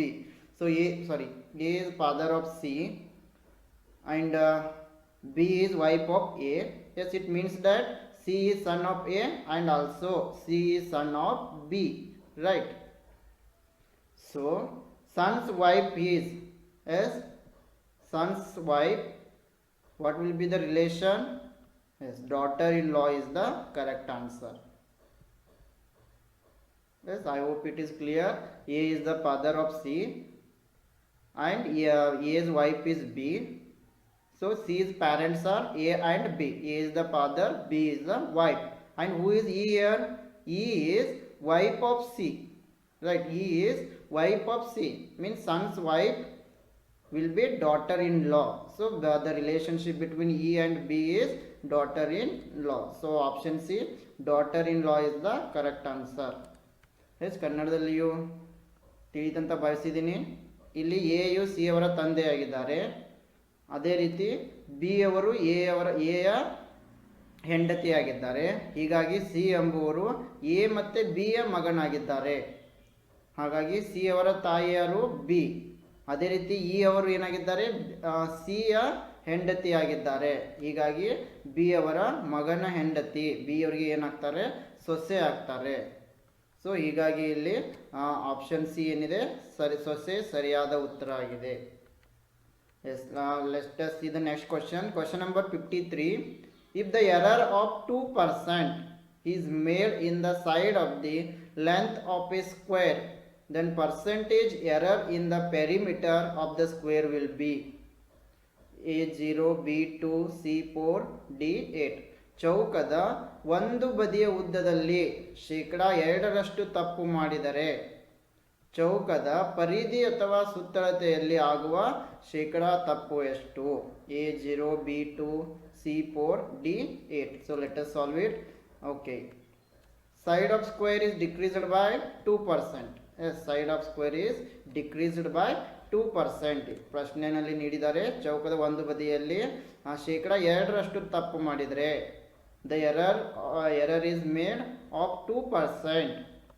Yes, so perimeter of square we know. How to find the perimeter of the side? 4 into side. Yes, there will be 4 sides, so 4 into side. And side is not given here, so let us skip. Let the side of square is equal to 100. Yes, let this ಇದನ್ನು ನಾವು assume ಮಾಡಿದ್ದೀವಿ, ಸೈಡನ್ನು 100 ಅಂತ ಇಟ್ಕೊಂಡಿದ್ದೀವಿ. And side of square is decreased by 2%. Yes right, side of square is decreased by 2%. In question only it is given. Yes, ಪೆರಿಮೀಟರನ್ನು ಹೇಗೆ ಕಂಡುಹಿಡಿತೀವಿ? 4 into side ಇಲ್ಲಿ ಕೊಟ್ಟಿಲ್ಲ, ಹೀಗಾಗಿ ನಾವು 100 ಅಂತ ಇಟ್ಕೊಂಡಿದ್ದೀವಿ. ಅದೇ ರೀತಿ ಸೈಡ್ ಆಫ್ ಸ್ಕ್ವೇರ್ನಲ್ಲಿ ಎಷ್ಟು ತಪ್ಪಾಗಿದೆ? ಇಲ್ಲಿ 2%. So side of square is decreased by 2%. ಹಾಗಾದರೆ ಇದರಲ್ಲಿ ನಾವು 2%ಅನ್ನು ಕಡಿಮೆ ಮಾಡಬೇಕು. So 2/100 multiplied by 100, it will be 2. Next, the side of square is equal to 100 minus 2, because the 2% ಅಂದರೆ 2 ಬತ್ತು, ಹೌದಲ್ಲ? 2% means 2 here. So 100 minus 2 is equal to 98. So now let us apply this perimeter formula.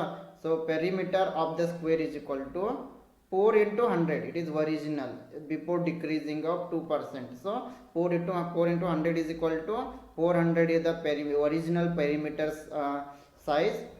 Then when the square is decreased by 2%, yes, the side is the perimeter is equal to 4 into 98, because 2% decrease means 100 minus 2, it is 98. So perimeter of the new square is equal to 4 into 98, that is 392.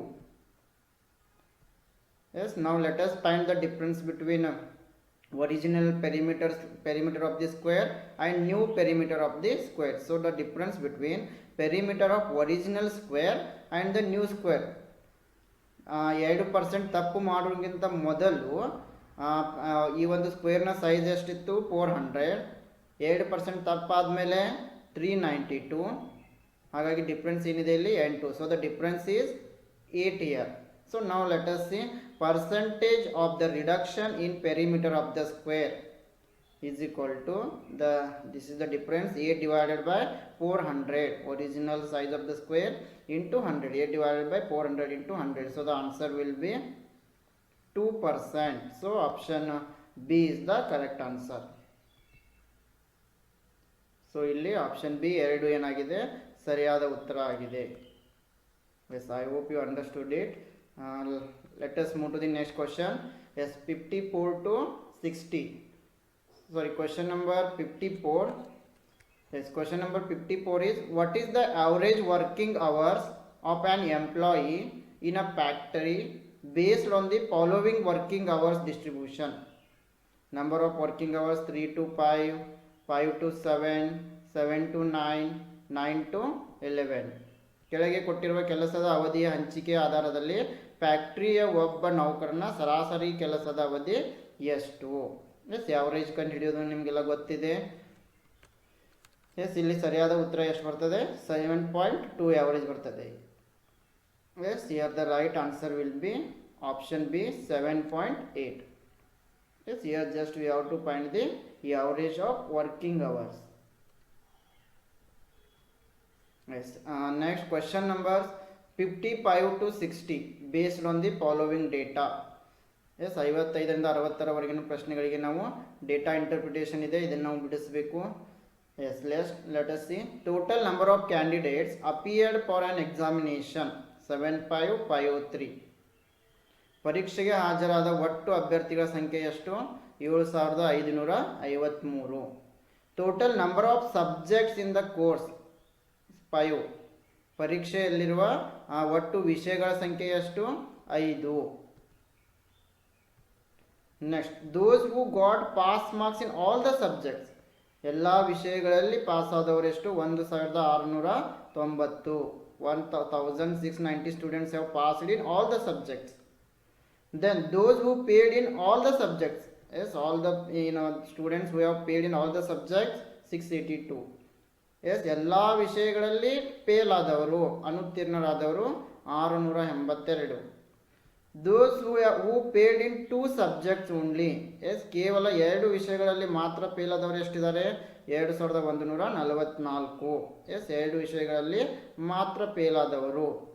Those who passed in 1 subject only 923 candidates. ಕೇವಲ 1 ವಿಷಯದಲ್ಲಿ ಮಾತ್ರ pass ಆದವರು 923 23. ಅದೇ ರೀತಿ those who have failed in 3 subjects is nil. No one is there who have failed in 3 subjects. ಮೂರು ವಿಷಯಗಳಲ್ಲಿ ಅನುತ್ತೀರ್ಣರಾದವರು ಯಾರೂ ಇಲ್ಲ. ಎಸ್, ಈ ಒಂದು ಮಾಹಿತಿ ಆಧಾರದ ಮೇಲೆ 6 ಕ್ವಶನ್ಸ್ಗಳನ್ನು ನೀಡಿದ್ದಾರೆ. So question number 55 is how many candidates failed at least in 1 subject. Yes, how many candidates have failed in at least in 1 subject. ಎಷ್ಟು ಜನ ವಿದ್ಯಾರ್ಥಿಗಳು ಕೊನೆಯ ಪಕ್ಷ ಒಂದು ವಿಷಯದಲ್ಲಿ ಆದರೂ ಫೇಲ್ ಆಗಿದ್ದಾರೆ, ಅನುತ್ತೀರ್ಣರಾಗಿದ್ದಾರೆ. 4 ಆಪ್ಷನ್ಸ್ಗಳನ್ನು ಕೊಟ್ಟಿದ್ದಾರೆ. So let us see here. Total number of candidates, how many candidates are there? 7553. So total number of candidates appeared in the examination is 7553. ಒಟ್ಟು ಪರೀಕ್ಷೆಗೆ ಹಾಜರಾದ ವಿದ್ಯಾರ್ಥಿಗಳು ಎಷ್ಟಿದ್ದಾರೆ? 7553 ವಿದ್ಯಾರ್ಥಿಗಳಿದ್ದಾರೆ. ಅದೇ ರೀತಿ ಥರ್ಡ್ ಸೆಂಟೆನ್ಸ್ ನೋಡಿ, those who got pass marks in all the subjects. Yes, those who have passed in all the subjects are how many? 1690. It means remaining are the failed students. ಹೌದಲ್ಲ? ಇದು ತುಂಬಾ ಸರಳವಾದ ಪ್ರಶ್ನೆ, ಅದು ಸ್ವಲ್ಪ ಕನ್ಫ್ಯೂಷನ್ ಆಗಬೇಡಿ. ಇಲ್ಲಿ ನೋಡಿ, total number of students appeared in the examination are 7553. Then those who got pass marks in all the subjects means these students have passed in all the subjects 1690. It means that the remaining students have failed at least in 1 subject. So they are not included in the passing students. So they are not included here. Yes, the remaining students have failed at least in 1 subject. ಹಾಗಾಗಿ ಇಲ್ಲಿ so total number of ಒಟ್ಟು ಪರೀಕ್ಷೆಗೆ ಹಾಜರಾದ ವಿದ್ಯಾರ್ಥಿಗಳು 7553. ಅದೇ ರೀತಿ ಎಲ್ಲ ವಿಷಯಗಳಲ್ಲಿ ಪಾಸಾದವರು 1690. ಈ ವಿದ್ಯಾರ್ಥಿಗಳು ಎಲ್ಲ ವಿಷಯಗಳಲ್ಲಿ ಪಾಸ್ ಆಗಿದ್ದಾರೆ. ಹಾಗಾದರೆ ಉಳಿದ ವಿದ್ಯಾರ್ಥಿಗಳು ಒಂದಲ್ಲ ಒಂದು ವಿಷಯದಲ್ಲಿ ಫೇಲ್ ಆಗಿದ್ದಾರೆ ಅಂತ ಅರ್ಥ. ಸೊ ವೆರಿ ಈಸಿ, ಇದನ್ನು ಮೈನಸ್ ಮಾಡಿದರೆ ನಮಗೆ ಆನ್ಸರ್ ಸಿಕ್ಬಿಡ್ತದೆ. So candidate failed at least in 1 subject. So candidate failed at least in 1 subject is 7553. That is total number of candidates minus 1690 who have passed in all the subject is equal to 5863. ಹೀಗಾಗಿ ಯಾವುದಾದ್ರು at least ಒಂದು ವಿಷಯದಲ್ಲಿ fail ಆಗಿರೋರ ಸಂಖ್ಯೆ ಎಷ್ಟು? ಪರೀಕ್ಷೆಗೆ ಹಾಜರಾದ ಎಲ್ಲ ವಿದ್ಯಾರ್ಥಿಗಳು ಮೈನಸ್ ಎಲ್ಲ ವಿಷಯಗಳಲ್ಲಿ ಪಾಸ್ ಆದವರು 1690. So 5863. So option A is the correct answer. ಹೀಗಾಗಿ ಇಲ್ಲಿ ಆಪ್ಷನ್ ಎ ಏನಿದೆ ಸರಿಯಾದ ಉತ್ತರ ಆಗಿದೆ. Yes, question number 56. How many candidates passed in 3 subjects only. ಎಷ್ಟು ಜನ ಅಭ್ಯರ್ಥಿಗಳು 3 ವಿಷಯಗಳಲ್ಲಿ ಮಾತ್ರ ಪಾಸ್ ಆಗಿದ್ದಾರೆ? Yes, how many candidates have passed in 3 subjects. ಎಷ್ಟು ಜನ ವಿದ್ಯಾರ್ಥಿಗಳು 3 ವಿಷಯಗಳಲ್ಲಿ ಮಾತ್ರ ಪಾಸ್ ಆಗಿದ್ದಾರೆ? ಎಸ್, ಇಲ್ಲಿ ನೋಡಿ, we know the total number of candidates who have appeared for an examination is 7553. ಪರೀಕ್ಷೆಗೆ ಹಾಜರಾದ ಒಟ್ಟು ವಿದ್ಯಾರ್ಥಿಗಳೆಷ್ಟು? 7553. ಎಸ್, ಫಸ್ಟ್ ಪ್ರಶ್ನೆ ಏನಿದೆ? How many candidates passed in 3 subjects. How many candidates passed in 3 subjects. Yes, 3 ವಿಷಯಗಳಲ್ಲಿ pass ಆಗಿದ್ದಾರೆ. ಇದರ ಅರ್ಥ ಅವರು 2 ವಿಷಯಗಳಲ್ಲಿ ಫೇಲ್ ಆಗಿದ್ದಾರೆ. Yes, they have passed in 3 subjects. It means that they have failed in how many subjects? In 2 subjects, because there are total 5 subjects are there. So here it is given here, those who have failed in 2 subjects are 2144. 2 ವಿಷಯಗಳಲ್ಲಿ fail ಆದವರು ಎಷ್ಟು?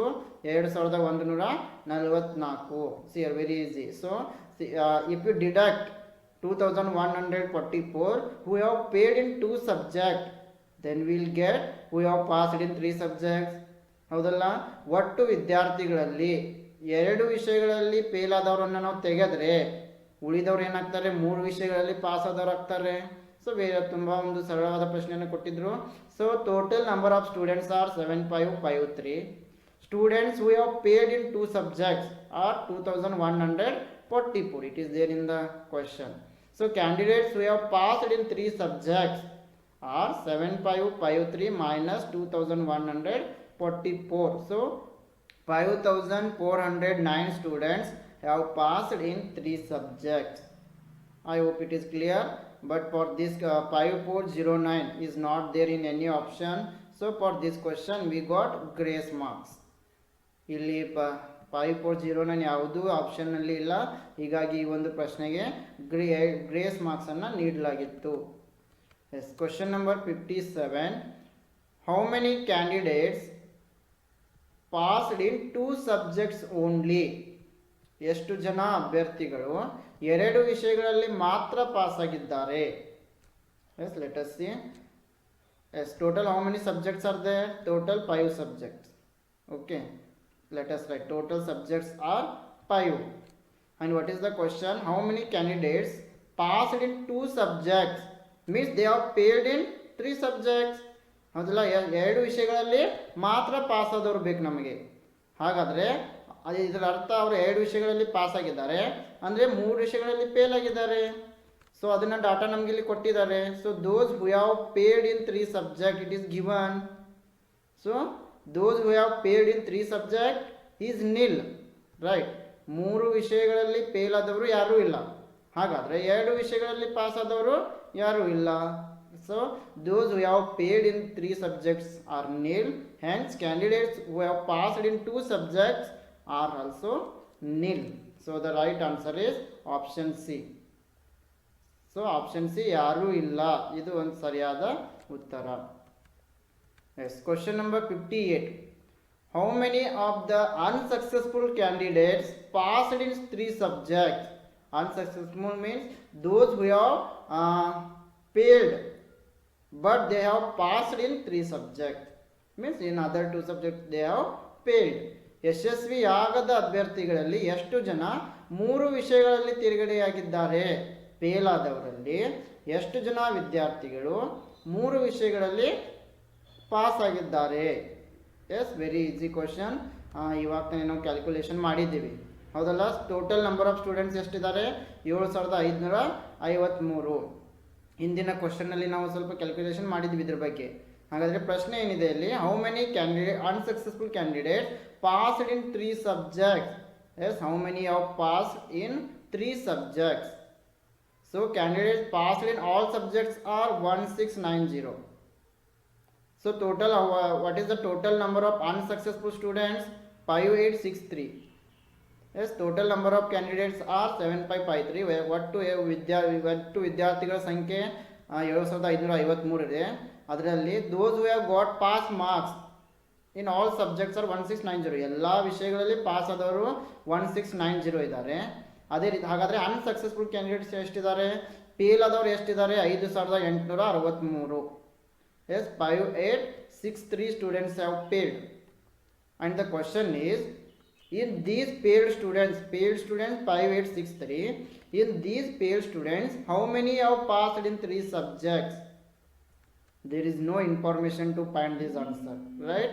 5863 are unsuccessful students, but the question is, how many have passed in 3 subjects and they have failed?